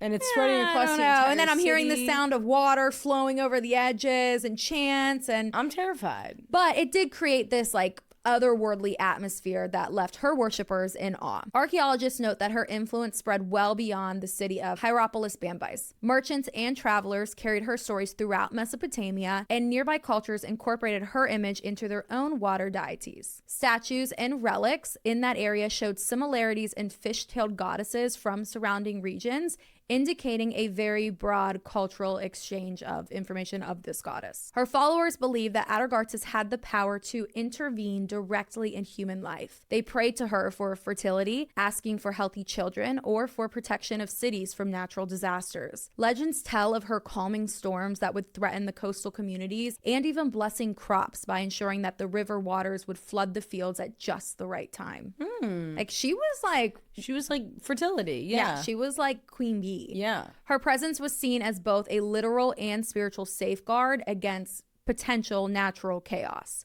She was the goddess of fertility and protection. She was often depicted with this like mural crown, which they said was like a crown shaped like a city wall, like think of like a Babylon city wall, which would symbolize her role as the protector of the cities and the people. The goddess of water and life, any deity at this time connected to water was just essential. And the goddess of transformation. She represented grief, immortality, the cycle of death and rebirth, the merging of human and supernatural. She had a very serious following with intense rituals. Some priests, called the Galli, castrated themselves in devotion to her in order to attempt to mirror the theme of bodily transformation. And like I said, since the fish were sacred to her, not only would the people not eat obviously sacred fish in her temple pools, but her people would not eat any fish.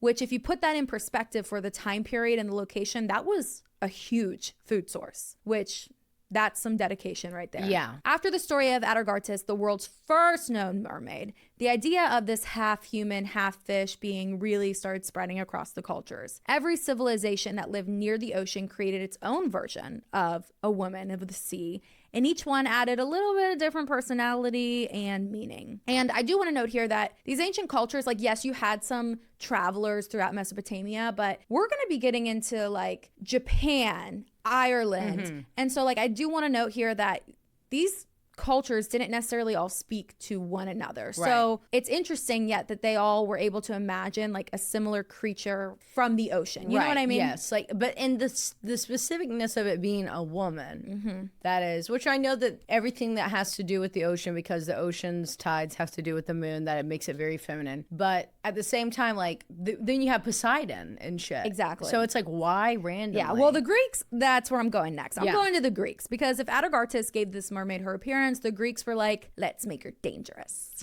Oh, yeah. In the earliest Greek stories, the creatures who lured sailors to their doom were called sirens. And they didn't even live in the ocean at first. I found this very interesting. Wow. In Homer's Odyssey, which was written around the 8th century BCE, the sirens are described as bird-like women who sing so beautifully that sailors crashed their ships trying to get closer. But as Greek culture expanded and began absorbing ideas from nearby civilizations, the image of the siren gradually changed. And artists then began drawing them with tails of fish instead of bird wings. Did you know sirens had wings? No, I had no idea. It's giving Mothman. Yeah, it's giving so many things. I mean, I just had no idea I don't that even was know a thing. I mean, like, But I've never seen a siren depicted with wings. Right. Like, think about every siren you've ever like. Yeah. Well, you have to depicted. think. I mean, since the 8th century. Yeah. Like they started changing it. So. Yeah.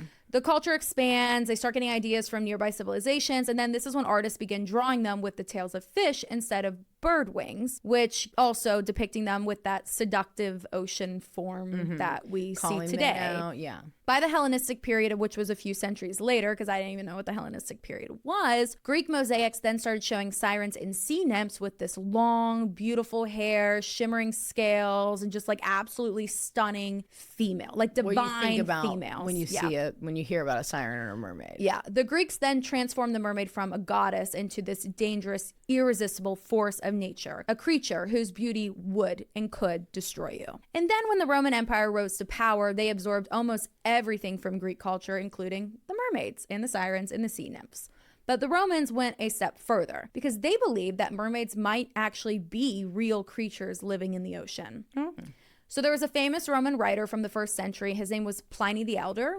And he even claimed that officials in the city of Gaul showed him what they said were mermaid bodies washed ashore complete with scales. Now, today, a lot of people assume that Pliny the Elder was probably just witnessing a shark, a seal, or another large sea animal.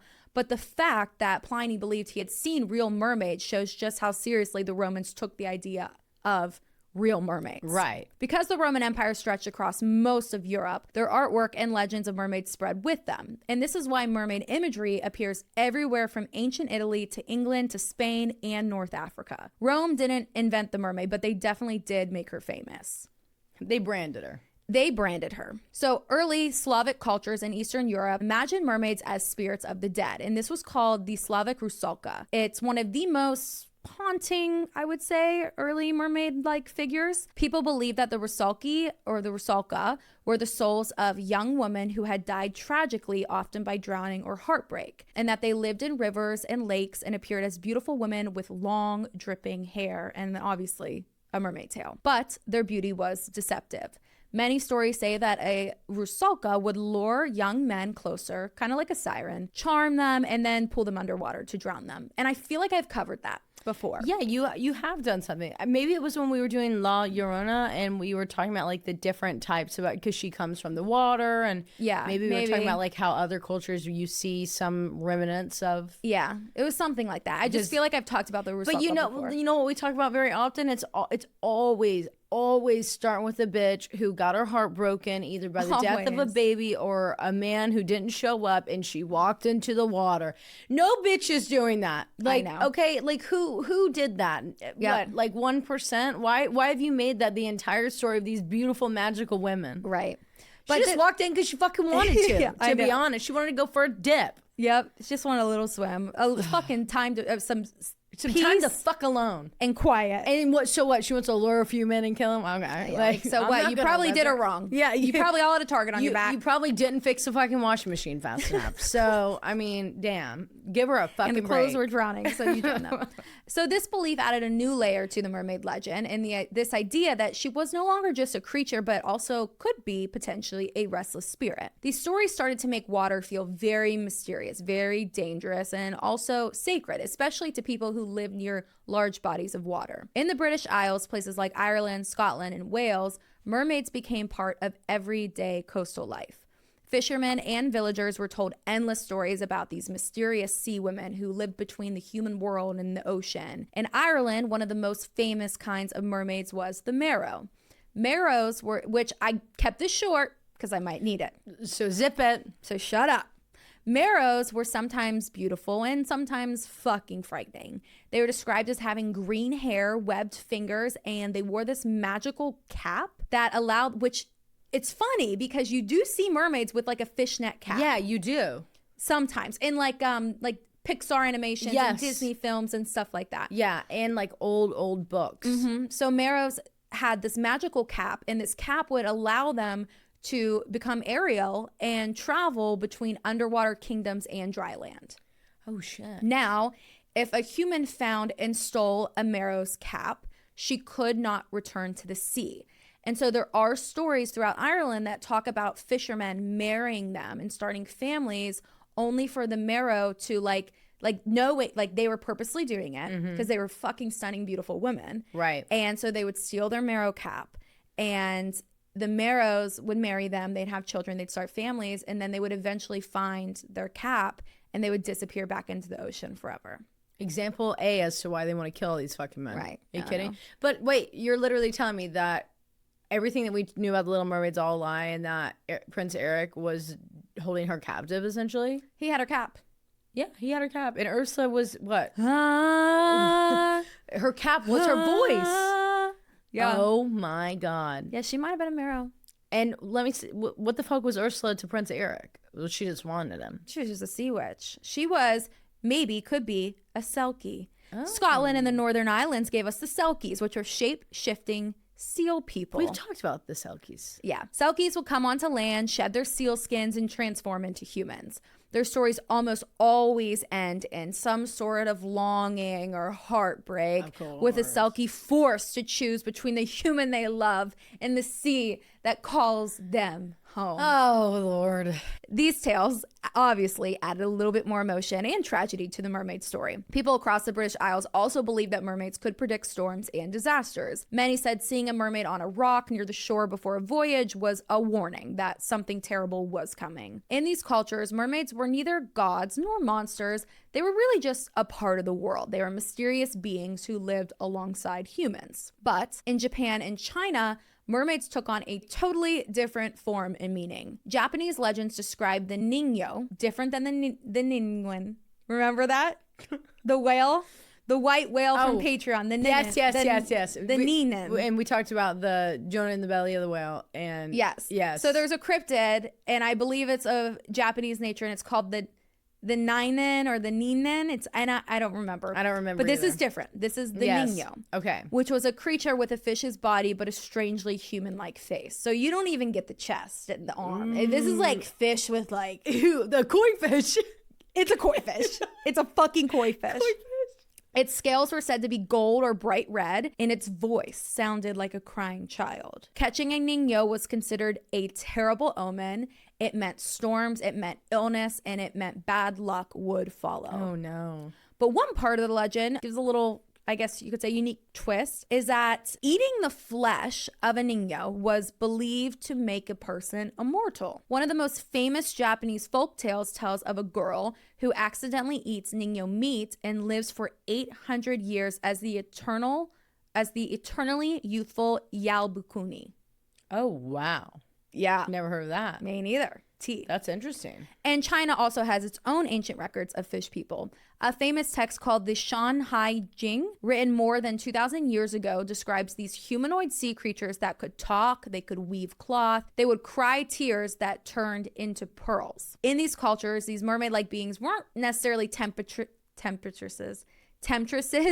They were magical, they were mysterious, and they were deeply connected to fate. And then in West and Central Africa, the mermaid figure remained a goddess rather than a monster. The most powerful of these spirits is Mami Wata, whose name means mother of water. Okay. She appears as a stunning mermaid or as a woman with a serpent's tail, depending on the region. Mami Wata is a symbol of beauty, wealth, fertility, and transformation. For hundreds, possibly even thousands of years, people have worshipped her through music, dance, and they even give her offerings at river mouths and the shore of the ocean. And unlike European mermaids, Mami Wata is not a creature that you would accidentally encounter. She was this spiritual force that you would purposely try to connect with.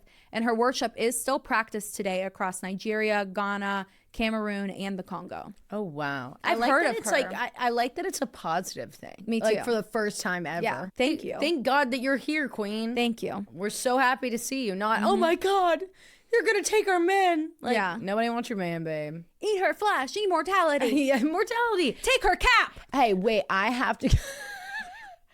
Take her cat. Our thing Trap just, her. Our thing just got delivered at the front door. Yeah, go get that. Let me go get that before it gets stolen. 1 second, y'all. Okay, package secured. Package is secured. Okay. And No then, porch pirates here, bitch. No. And Not they're today. all over my neighbor app. I'm scared. I know. Everyone's like fear-mongering me. I know. About them. And then the Inuit people have their own ocean goddess, Sedna, the ruler of the deep. She isn't a mermaid in a classic way, but she is one of the most powerful aquatic beings in world mythology. Her story is pretty tragic. After being betrayed by her own father and thrown into the freezing sea, she fights to survive, but ends up inevitably sinking to the ocean floor. And there is a section of that story that says that she was like holding on to the boat, but her father cut off her fingers. Oh my God. We don't know. I don't know why. And then she falls into the water and she transforms into the animals of the Arctic: seals, whales, walruses, and Sedna becomes the ruler of the underwater world. And Inuit hunters will pray to her for good fortune. Her story shows the ocean's not just a place of danger, but as a living force that can also take both life and create it. Throughout history, people didn't just tell stories about mermaids for entertainment. Many truly believe that they had seen these creatures with their own eyes. Kate's ears must have been burning today. Oh, she must have. We were just talking about you, Kate. You just texted us. Okay. Sailors, explorers, and even military officials have recorded encounters in journals and logbooks and letters, treating mermaids like real animals that lived in the oceans alongside whales and sharks. These weren't just random rumors. These were firsthand reports written by people whose lives depended on understanding the sea. And one of the most famous of these early sightings came from Christopher Columbus in 1493. Okay. As his ship neared what is now the Dominican Republic, he wrote in his journal that he saw 3 mermaids rise from the water. He said they were not as beautiful as in the stories, though they did have human-like faces. They were not pretty enough for Christopher Columbus. This motherfucker really just talking big game. He's like, yeah, I mean, they were there. I mean, they were fine. They were like a 6. They weren't like wreck my boat good. I'd give them like a 6, like 5 maybe. Maybe 5. I mean, not as hot as 7 my if we're chick. being nice. Like, what the fuck are you Not talking nearly about? as nice as my Mayflower. Yeah. Okay. The one that has a mermaid etched into the front of it. No, they didn't back then. I wonder when the first mermaid was etched into the front of a ship. Ooh, probably. What was on the front of the Mayflower? Probably like Viking. Was era. it just a stick? I don't know. What did the Mayflower look like on the front? What is that? Stern? I don't know. That's up your alley. That was your deep dive. Bow. On the bow. Bow. Bow. Bow. Oh, it looks like I ain't got anything. They were just freeballing it out there. Nothing on the front. Nothing, huh? No. I bet the Vikings had some. Yeah, definitely. I mean, is that just lore or is that real that they had shit sketched into it? I've honestly only ever seen it in movies. Right? Yeah, I don't know. not to say that I've seen like an old timey ship in real life, but I've always assumed that they had like mermaids and shit on the front because that's what right, like, because they Pirates treated of their the boats Caribbean. like females, and right, and they were called girls, and that's what we Yeah. say like. Her maiden voyage. I'm gonna keep diving down this. You go ahead. You continue. Other explorers describe similar encounters. In the 1600s, Henry Hudson, the English navigator for whom the Hudson River is named after, also recorded seeing a mermaid. He wrote that she had a woman's face and upper body, but a fish's tail below the waist. And Hudson really wasn't a storyteller. He was tough. He was a practical sailor who spent most of his life in the water. The fact that he wrote this down with total seriousness shows how common and believable these sightings were at the time. Even into the 1800s, sailors continued to report mermaids along major trade routes. Whaling crews in the Pacific described seeing pale shapes with hair streaming behind them as they swam. Fishermen in Scandinavia claimed that mermaids would sometimes warn them of storms, appearing briefly before disappearing beneath the waves. And these men weren't lying to start legends. Their lives, you have to remember, were fucking dangerous and physically brutal. So they wrote what they thought that they saw. Part of what made these sightings so convincing is that the ocean creates perfect conditions for misunderstandings. Sunlight hitting the water at a strange angle, waves rising and falling, animals surfacing for air, and long hours of isolation. All of it makes the brain pretty desperate to turn blurry shapes into familiar forms, and we will talk more about that later. So when people saw something vaguely human-like out at sea, a mermaid felt like the most logical explanation based on what they had already been taught to believe. Okay. But it wasn't just sailors who fueled this. By the 1800s, mermaids had also become part of public curiosity. Traveling circuses and sideshows displayed so-called mermaid remains. Do you remember this? Yes. The most famous being P.T. Barnum's Fiji mermaid, which was this really like grotesque mummified figure pieced together. And spoiler alert, it was from a monkey torso and the tail of a fish. Wow. Scientists obviously knew it wasn't real, but the public didn't fucking care. The idea of mermaids living somewhere in the depths was too fascinating to not go and see. You got to. I mean, you're going to pass up this opportunity? Yeah.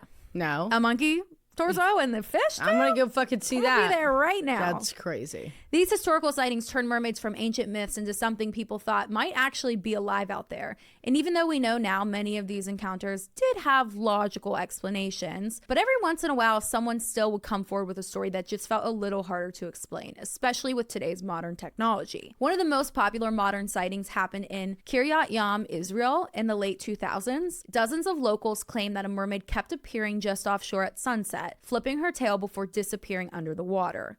Some people described her as a young woman with long hair. Others said that she would move more like a dolphin. The reports became so constant that the local government actually offered a $1 million reward to anybody who could capture photo or video proof. Damn. News stations would come to investigate. Tourists poured into the spot, hoping to spot her. And the town became known as one of the only places in the world where a modern mermaid sighting had a government-backed investigation.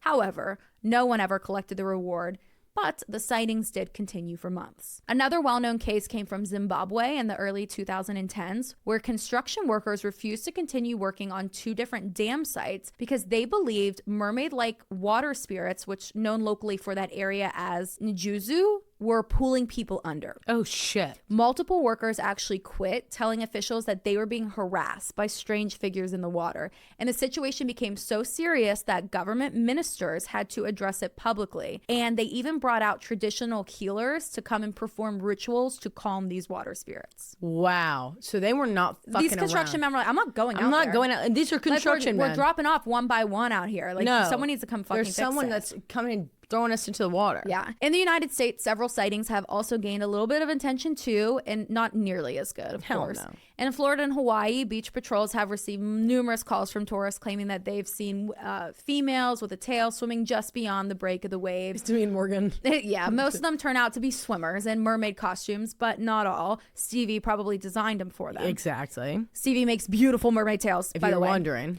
A few videos online show these unexplained shapes that will like slip beneath the water that are just like human looking enough to spark some debates in a Reddit comment section that will, last for years. But most of these clips have been debunked, and others are in that like strange gray area where the footage is just too blurry to even Yeah, all of a sudden you're filming on like the first camera that Louis Le Prince ever made. Exactly. Always. When it comes to a UFO or cryptid or anything. Or CCTV footage at a very important gas station in a crime case. You're always back to Louis Le Prince's first camera. Yeah. Even marine biologists sometimes report encounters that they can't fully explain. There's been a handful that have described seeing pale, long-haired shapes moving in deep coastal waters during night research dives. They don't call them mermaids, of course, but they also don't offer a clear explanation. They're like, we don't know what that, it's a marine creature. Unidentified UFO, you flying. Unidentified swimming object. USO. I talk about that. It's actually got a phrase. Is that a real I just thing? don't know. Yeah, I just don't know what it is off the top of my head, but I do have it in my Okay, notes. there's like, Yeah. okay, good. So, of course, they don't call them mermaids, but they don't offer clear explanations. So even after thousands of years of myths and sightings and strange videos, the idea of mermaids still stays pretty current to this day. And like I said at the beginning, over 80% of our ocean is still unexplored, and a vast expanse of dark water where sunlight barely penetrates, where strange sounds, which I'm going to have us listen to here shortly, will echo across miles of emptiness, and creatures that the marine biologists will be like unidentified swim very quietly. Ooh.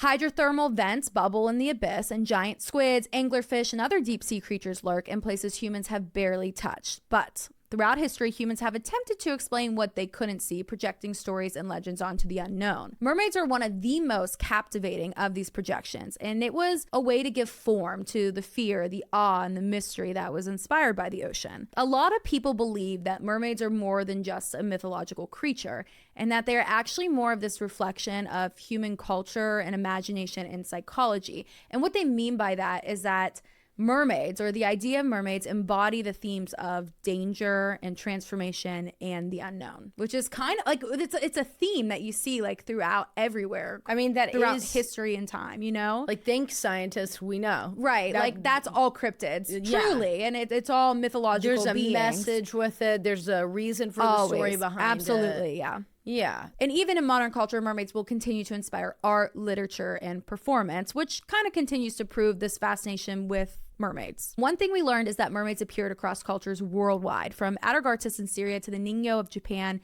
Mamiwata in Africa, and the Selkies of Scotland. These diverse societies were able to create similar water beings independently, which it's just fucking like it just puts me in like the pyramids. Yeah. You know? Like it's something, like you said, like it goes so far back and it's so spread out. And it's crazy that we still talk about this shit to this day. Yeah. It's like a it's cross-cultural phenomenon. It's water. Like it's the ocean. It takes up the majority of space that we have on this planet. Yeah. It's everywhere. We're 70% water or whatever the hell. Yeah. Like we are. We're like a large percent water. Now, unfortunately, I'm going to end this with a debunking scientific explanation for any and all alleged mermaid sightings, according to no fun party pooper debunker loser scientist. And then we'll jump into conspiracies.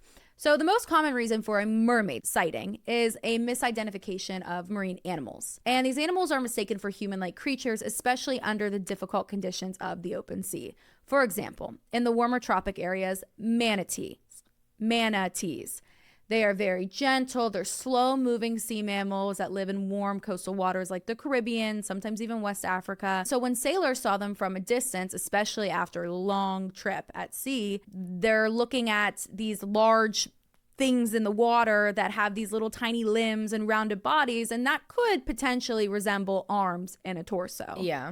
Rising to the surface to breathe even. Gives the illusion of some sort of human form. Historians believe that Christopher Columbus's 1493 mermaids were probably manatees. Probably. Because they weren't that good looking. They were like a 4. Yeah, remember 4 out of 10. They were like 10. 4 out of 10. And also it's like all these guys had scurvy. Exactly. Like why are we talking to them? What are we even talking to these guys about? Get them an IV drip and we'll talk later. And then on the opposite of that, in more colder northern areas, seals and sea lions were also frequently misidentified. They have very playful movements and they'll swim upright at times near the surface of the water, especially in low light or in this area, fog. This could be mistaken. And dolphins and whales, you know, so on and so forth. But all of that with a little fatigue and isolation and confusion and scurvy, many people would mistake these creatures for a mermaid. Even without animals involved, the ocean itself can create conditions for misperception. Sunlight reflecting off waves, shifting currents, and the shimmering of floating objects can trick the eye into seeing really anything you fucking want it to. Like, have you ever been like on a boat where you're like, what was that?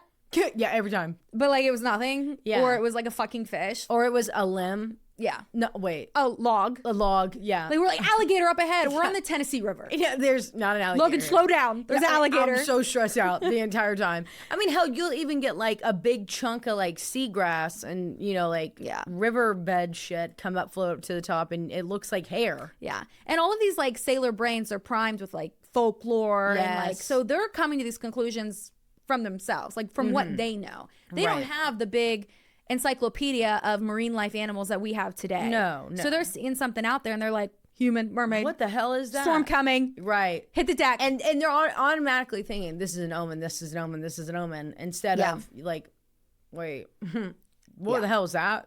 Yep, exactly. So combined with fatigue, dehydration, stress, scurvy, heightened imagination, and folklore and cultural expectations, a lot of these times these are misidentified as mermaids. Researchers will also note that psychological and environments together made the ocean like a perfect stage for mermaid sightings because humans were already ready to see something extraordinary in an area that they didn't fully understand. Like imagine what they knew about the ocean back then compared to what we know, which is nothing. Nothing. Still at this point. So like fucking terrifying. Mermaids also served as these powerful cultural symbols representing more than just a creature lurking in the water. They were goddess figures, omens, warnings, moral, social lessons. So in short, these could be used as tools back then to also control the narrative, explaining why ships disappeared, why storms struck out of nowhere, and why the ocean seems so dangerous. So a lot of the time people believe that it was these governments basically being like, oh, it's just they saw a mermaid. We saw it written down in one of their logs. That's why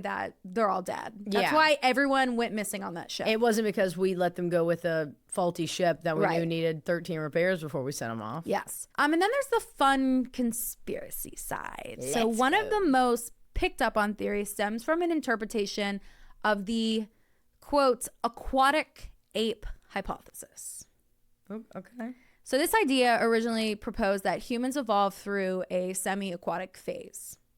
But conspiracy theorists have kind of taken a little bit further, I would say, suggesting that a branch of early hominins, which is like step one of like being a human, never fully lived on land. Okay. Instead, they adapted completely to, well, slowly, but then eventually completely to life underwater, developing traits that allowed them to survive in the ocean, such as webbed fingers and toes, enhanced underwater vision, and specialized vocal abilities for communication. Now, this isn't too far. Okay, well, when you look back at our history, but it's not too far-fetched to think that humans can adapt, because there is a country or a city or a village somewhere in the world, I've seen multiple videos on it, where they dive and these people can hold their breaths. Like, this village has adapted and they can hold their breath underwater for like 12 minutes or something insane, and they just go down there and just like spearfish. And have you seen it? You know what I'm talking about? Are those the people that their toes are webbed? Yes, yeah, and they have webbed toes. So like, I always kind of thought that was like bullshit. I'm pretty sure it's real. I mean, I see it all the time. Okay. But like I feel, well, I don't know. You know, maybe it could you be just AI. never know what's on the internet. No, I know. But it like didn't look like AI. But like, I've heard that. Like I take that with a grain of salt, but I feel like it's real. Remember like a National Geographic like thing where they go, like back then before AI was one even a person fucking didn't thing. get murdered, they were able to go, this journalist was able to go and some of these people, like something like that. Yes, I remember that too. And they're like, all of their houses are on water. Yeah, something like that. Okay, like there's that like sounds no vaguely land. familiar to me. Yeah, I don't know where it's at, but I vividly true. do remember seeing spears going underwater, people with webbed toes, and they could swim underwater for like 12 minutes. Yes. Yeah, something whack like that. All right, thanks. I mean, it's not too far-fetched, too, when you think of the fact that, like, dolphins are mammals and they communicate through speech. And I'm not saying that I think, you know. Right. Who fucking knows, though? Yeah, exactly. Are you God? Like, how do you know? Yeah. Are you the creator? I don't know. So people that support this theory argue that these underwater humanoids still exist in remote coastal trenches, continental shelves, and submerged cave systems. So they're not fully aquatic. These cave systems, they believe, have oxygen, like once you get up there, you know what I mean? Like, but you're still underwater. And they're more than not places that humans will rarely explore. According to them, these sightings of strange humanoid shapes at sea could just be glimpses of this hidden lineage of our own species that evolved alongside of us but remained in the water world. I mean, and it's not too far-fetched to think that what evolution is like, it's trial and error. It's like, okay, well, we have the, you know, I'm not saying that anyone like a scientist is overseeing this, but it's like, okay, we don't work in the water, but we work a little bit on land, so maybe we'll keep trending that way with evolution. And then thus you get we'll let this little small group of people, we'll just do both and hide them from each other. Right. And it's been proven that the earliest forms of life were in the ocean, like, you know, kelp and what's that, like coral reefs. Well, even like dinosaurs and stuff were like, but then there's birds, which birds they say come from the ocean as well. What's that now we're going so far. Cats. What about cats? What is the evolution of cats? Oh, hold on. Stop. No, there's this video of them being like lizards or something. Yeah, like, but I think it's fake. Maybe not. I don't know. Maybe the earliest. Hold on, I have to Google it. By the way, the last thing I Googled, the thing on the front of the ship is called a figurehead. Duh. Makes sense now.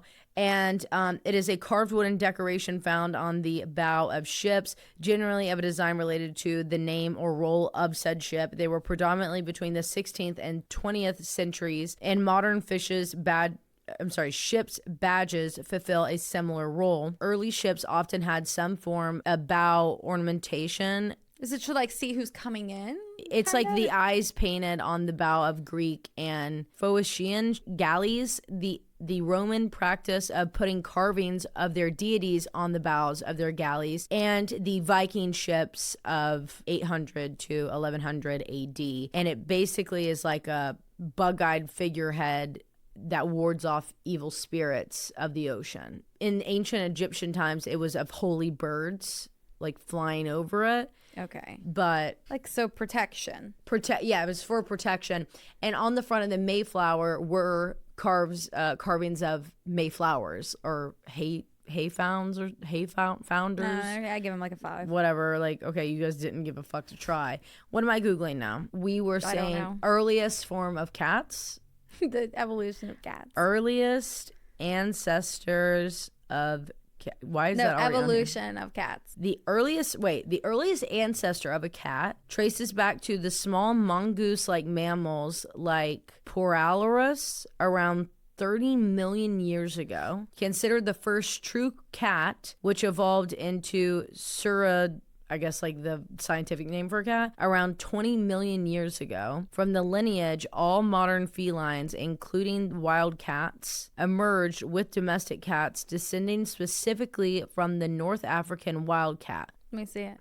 Wait, that's it. That's why I thought it was a lizard. 'Cause Yeah, it's it got does big, look like long a tail. lizard. Okay. Yeah, Yeah. So, I mean, it's not too far-fetched. not too far back. Another theory revolves around military sonar encounters. Now, this theory is really inspired by a specific account that was shown in an Animal Planet mockumentary called Mermaids, the Body Found. And this is an entirely fictional documentary, which is why I didn't include it in the popular modern day mermaid sightings. Now, I know you've seen this video of marine biologists or whatever they were in a submarine. Yes. And it's a white hand and it comes up and it touches the glass. Yes. That came from this mockumentary. Of course. It is not real, you guys. So I just want to put Before that. AI, we had to make mockumentaries. Yeah.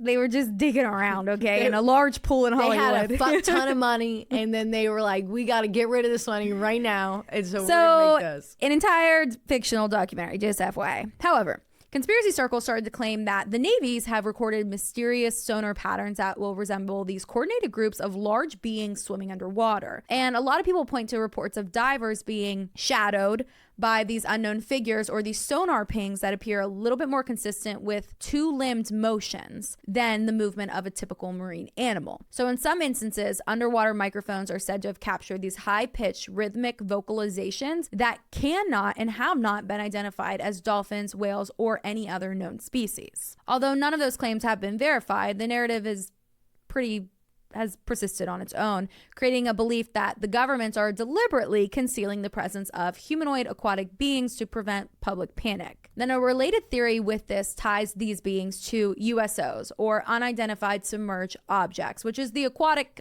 version of UFO. Okay. It's the ocean version of a UFO. It's a USO, unidentified submerged objects. So some conspiracy theorists propose that these humanoid aquatic species are not of even earthly origin, but are extraterrestrial and or interdimensional. Their alleged craft travel at impossible speeds beneath the waves. We see a lot of UFOs that come up out of the ocean, Yes. like videos or UFO sightings that come up out of the ocean or dart back down into the ocean. Yes, and hide.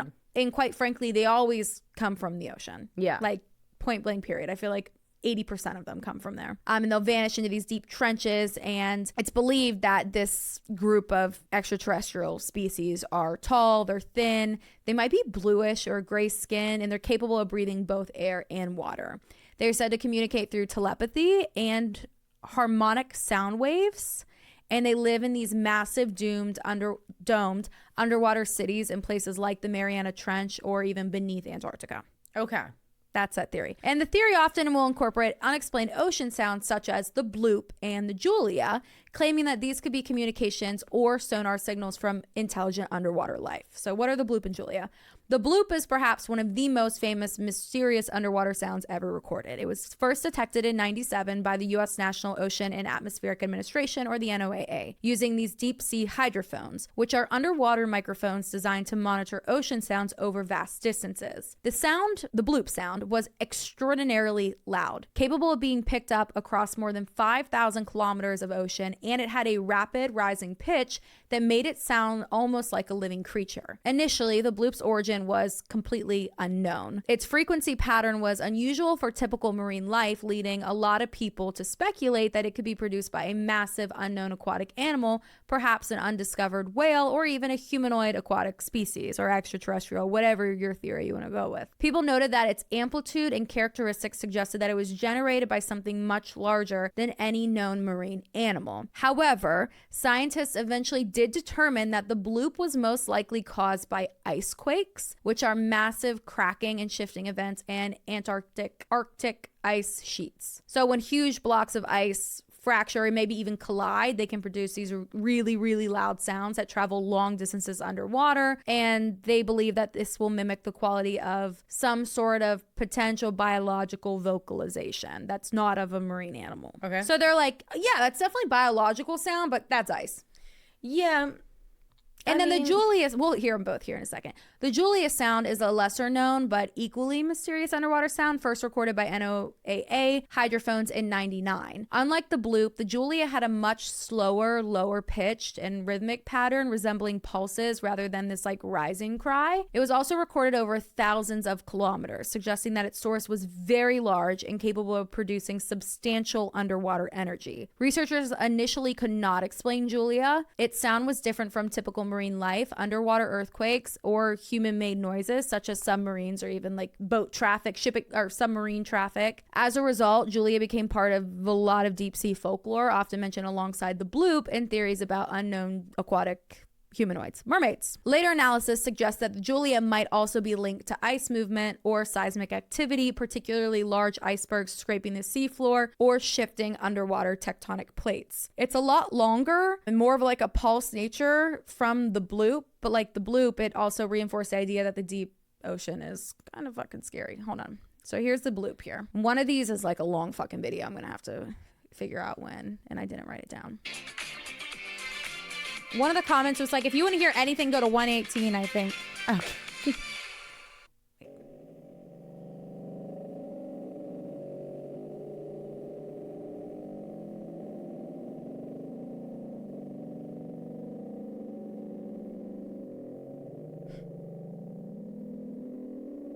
Oh, I hear the high pitch. You get the point. Holy shit. So that's not a bloop. That's a boop. yeah. Well, I think they call it that because at the beginning it is like a bloop, bloop, and then it's like a bloop. It's like your stomach. It sounds like your stomach. Not even like a blue whale, the largest marine animal, is capable of making that sound according to the NOAA, but an iceberg can. So this is the Julia. I can't understand why that would be like an iceberg.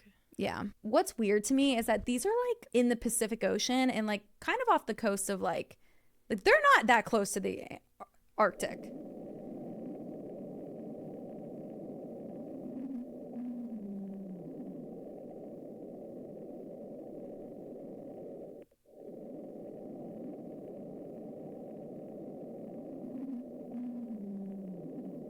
It's like,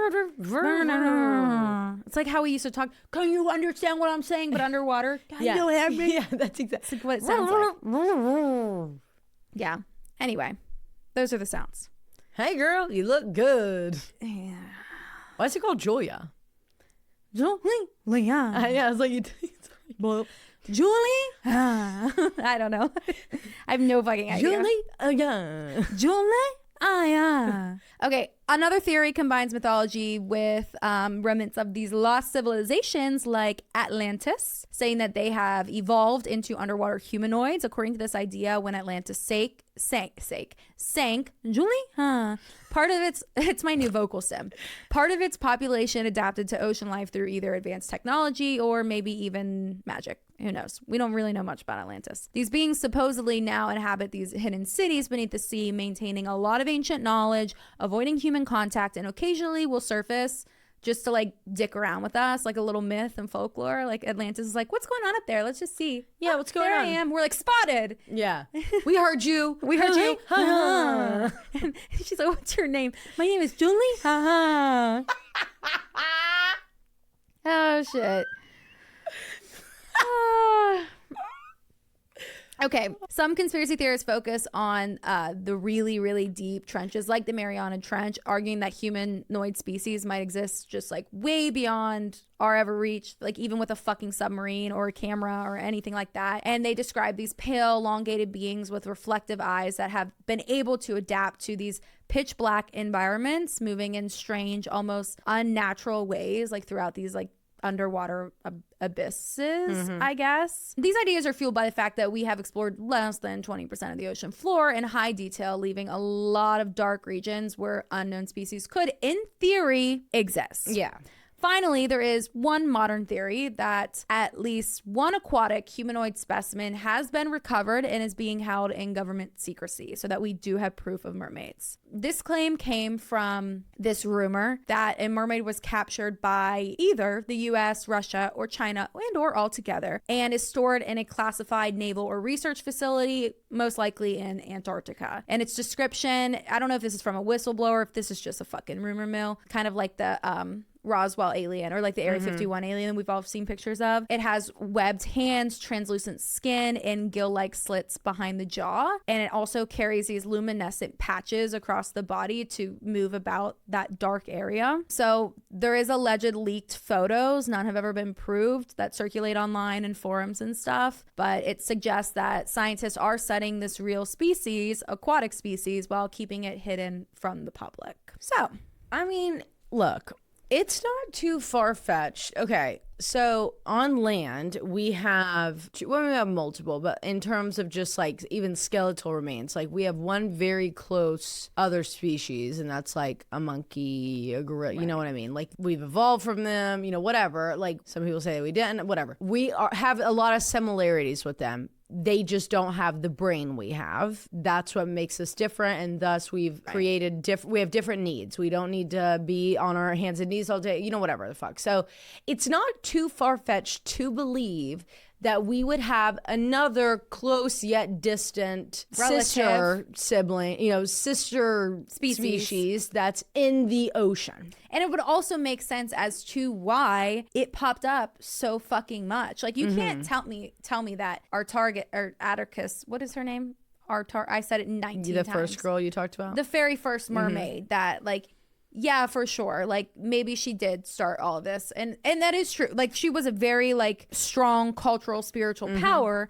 However, we don't believe that there's a civilization in the clouds like Zeus. Right. Do you know what I mean? Yes. So it's just interesting to me that it would then be adapted, especially with how distant civilizations were when it came to cultures and religions, that something from Mesopotamia could go beyond Europe and like, you know what I mean? Like everyone had such strong beliefs, and still to this day, everyone's fucking. I mean, everyone does. And it's not too far-fetched to believe that this species that is like a humanoid fish, not take mermaid out of it, think of it truly as a humanoid fish that lives at the very bottom of the ocean, like in the darkest depths of it. You know how shit down there looks so fucking creepy? Yeah. Like who's to say? Like we don't know what's down. Yeah, like the only thing that we know that is when they come up and someone finds it and then is like, oh shit, where'd this come from? Like, well, and also, it's so under researched. Like, and also like who's to say that we don't have a deal with whatever's going on in the ocean, and that's why we don't explore the ocean. Exactly. We're like, don't come up here, and they're like, don't come down here, and they shook on it. And then we were 1,000 good. years ago, and we were good. We won't pull your ships down anymore. Like, we're good. But I don't know if you've seen this. I've seen it on like random articles and shit because it's been kind of tossed into the political conversation. But basically what I'm hearing is what I've read and seen is that like space is out, water's in, like the ocean's in. And the beginning of it started with the OceanGate tragedy. Yeah. And that's when they realized like, oh shit, all these people can go to space. Bezos, fucking Virgin Airline guy, Richard Branson, was that his name? Yeah, I know. Everyone can go to space. So the next thing that these inventors are going to turn to is going to be the water, because it's something that we have to have in order to exist. Like we have to have water, and B, it takes up the majority of Earth. Right, which is why it's also so hard. Why would God put, or whatever your God we're starting is, with that question. Here we go. And why, whoever your God is, why would God create so many of us with such, I don't want to say limited space, because we have the space, and then create majority of our planet, water, and not put it to use in a human way? But all creatures are majority water. Like we have to have water to grow and flourish and survive. And when you're a baby, you're in water. You're in amniotic fluid. Like, but he made it salty. Right. That shit's salty. I don't. Figure it out in about 10,000 years how to flip that into fresh water, and then we'd be really good. But yeah, it is weird that we all know that in order to have life, you have to have sun. And here's another thing: why is glacier water so pure and so fresh when it's literally floating in the ocean? Oh, But I actually ocean read is this. sea, I've salt. read this somewhere. And you know what else got to me when I was out in Denver is why the fuck are there sand dunes? And Logan's like, because of this ancient lake. And he shows me his fucking video. And he's like, this was the ancient lake. And then over time, as the water went away, it blew the mountains, the way that it fucking the air Created went, sand. there was sand. And so now there's sand dunes in the middle of Colorado. Yep. The fuck are you talking about? There's sand dunes in the middle of Colorado. Yeah. Well, I mean, it is crazy because if you would have went 3 hours past Vail, you would have been Arizona, Utah. Yes, I'd been in the middle of the desert. And another thing, why are the lakes up there? Up there. I don't know. In the middle of fucking tons of land? I don't know. Yeah. I wish I had I wish I had unlimited knowledge and that I could restore. I'm telling you, bitches. Not restore, store. I'm going to take the second that I die, I'm taking my to-do list with me in my notebook with the spiral things that I love from Target. The only place I've ever found this notebook that I love so much. And that so much so that I have 5 of them. And I just filled up my 5th one. I'm really stressed out about it. I'm going to walk straight up to the creator and I'm going to be like, lay it out for me. Answer. Put the SD card in my head so I know. You don't even have to explain it. Just pop it in my head. Tell me. And we'll be cool. And then I'm going to come back. I would love to sit in front of, I don't want to say screen, but something, and just watch from the beginning of time. Yes. But like, it only takes me like 10 seconds, and I retain every information about every single person that has ever been on this planet until the day that I died. And then so if I die, okay, I'm going to come to Susan. You're going to go to Susan, and you're going to be like, I just want to talk to Taylar. And Susie's gonna be like, Jesus Christ, she's saying really crazy shit. Like, it's beautiful here, and she's showing me a mermaid, and you'll be like, oh my fuck. Theory 1, 2, 3, 3B or 3C. And then I'm gonna be sitting there. Christopher Columbus right? I'm gonna be sitting there trying to figure out if Christopher Columbus's rating on those mermaids was on par or not. Yeah, I know. Damn. Just like, why don't we all the technology in the world and like we still don't know anything. It's so frustrating. We go to different planets, but it's like they know. Like if it was real, then this species would know, be well aware of our technology advancements. Yeah, they see the fucking ocean gate coming down towards. You know what I mean? Like they're we never even got. Well, I'm sure soon there's going to be like a really deep dive investigative reporting research documentary on the full extent of Ocean Gate, not the one that they tossed together in 5 fucking days. Like, I'm talking about like a full comprehensive breakdown. And I know that it was like because that machine shouldn't have been going down anyway. It wasn't built to speed, but like, there's something to be said about how like that was the first attempt at doing something like that with humans actually on board, not just sending down a probe and it didn't work. Like, I know we've sent people down to the Titanic before, but like we were like, that was fucking crazy. We're not doing that again. We're just gonna send down this robot. No one has ever seen the Titanic in like first person, not through a screen, right? Well, I thought that the creator of Ocean Gate, I thought he had been down there before. I think he had gone down once before, and then that's what caused the damage that it should have never gone back down again. Yeah, but you're telling me just the Titanic is that fucking... We know where it's at. We've known where it's at for a long time. We can't send someone down to go research it safely. How did we even find it? How do we know that that's the Titanic? You guys find it? Well, because we sent down that probe. The story on finding the Titanic is crazy. We've never done the Titanic. Yeah, we should. And we've said for years that we would do the Titanic. And the Titanic is my personal Roman Empire. Like, I could talk about the Titanic for 3.5 days. And if we did the Titanic, and I know there will be a perfect time that will show itself to us for the Titanic. One of these days where we can do start off 4-week stretch of the We can't even give you a vlog. You get a vlog. It'll be an immersive experience, but it would be like 4 to 5 weeks straight of detailing shit on the Titanic. Yeah. And it would be tea. Yeah. We would cover every omen that went before. every one of the like visions that people had about it not being good. The sister ship, People the who on didn't it. show up, Yep. the champagne not breaking, Yeah. to shit that happened on board the Titanic, to the true crime shit that's happening throughout the entire thing, and so on. And then the hauntings after. Like, we could go on. I mean, and actually, there's an entire city in Canada, I can't think of the name of the city, that is very, very haunted, as it has like all of the bodies. It's where all the bodies were brought back to from the wreckage.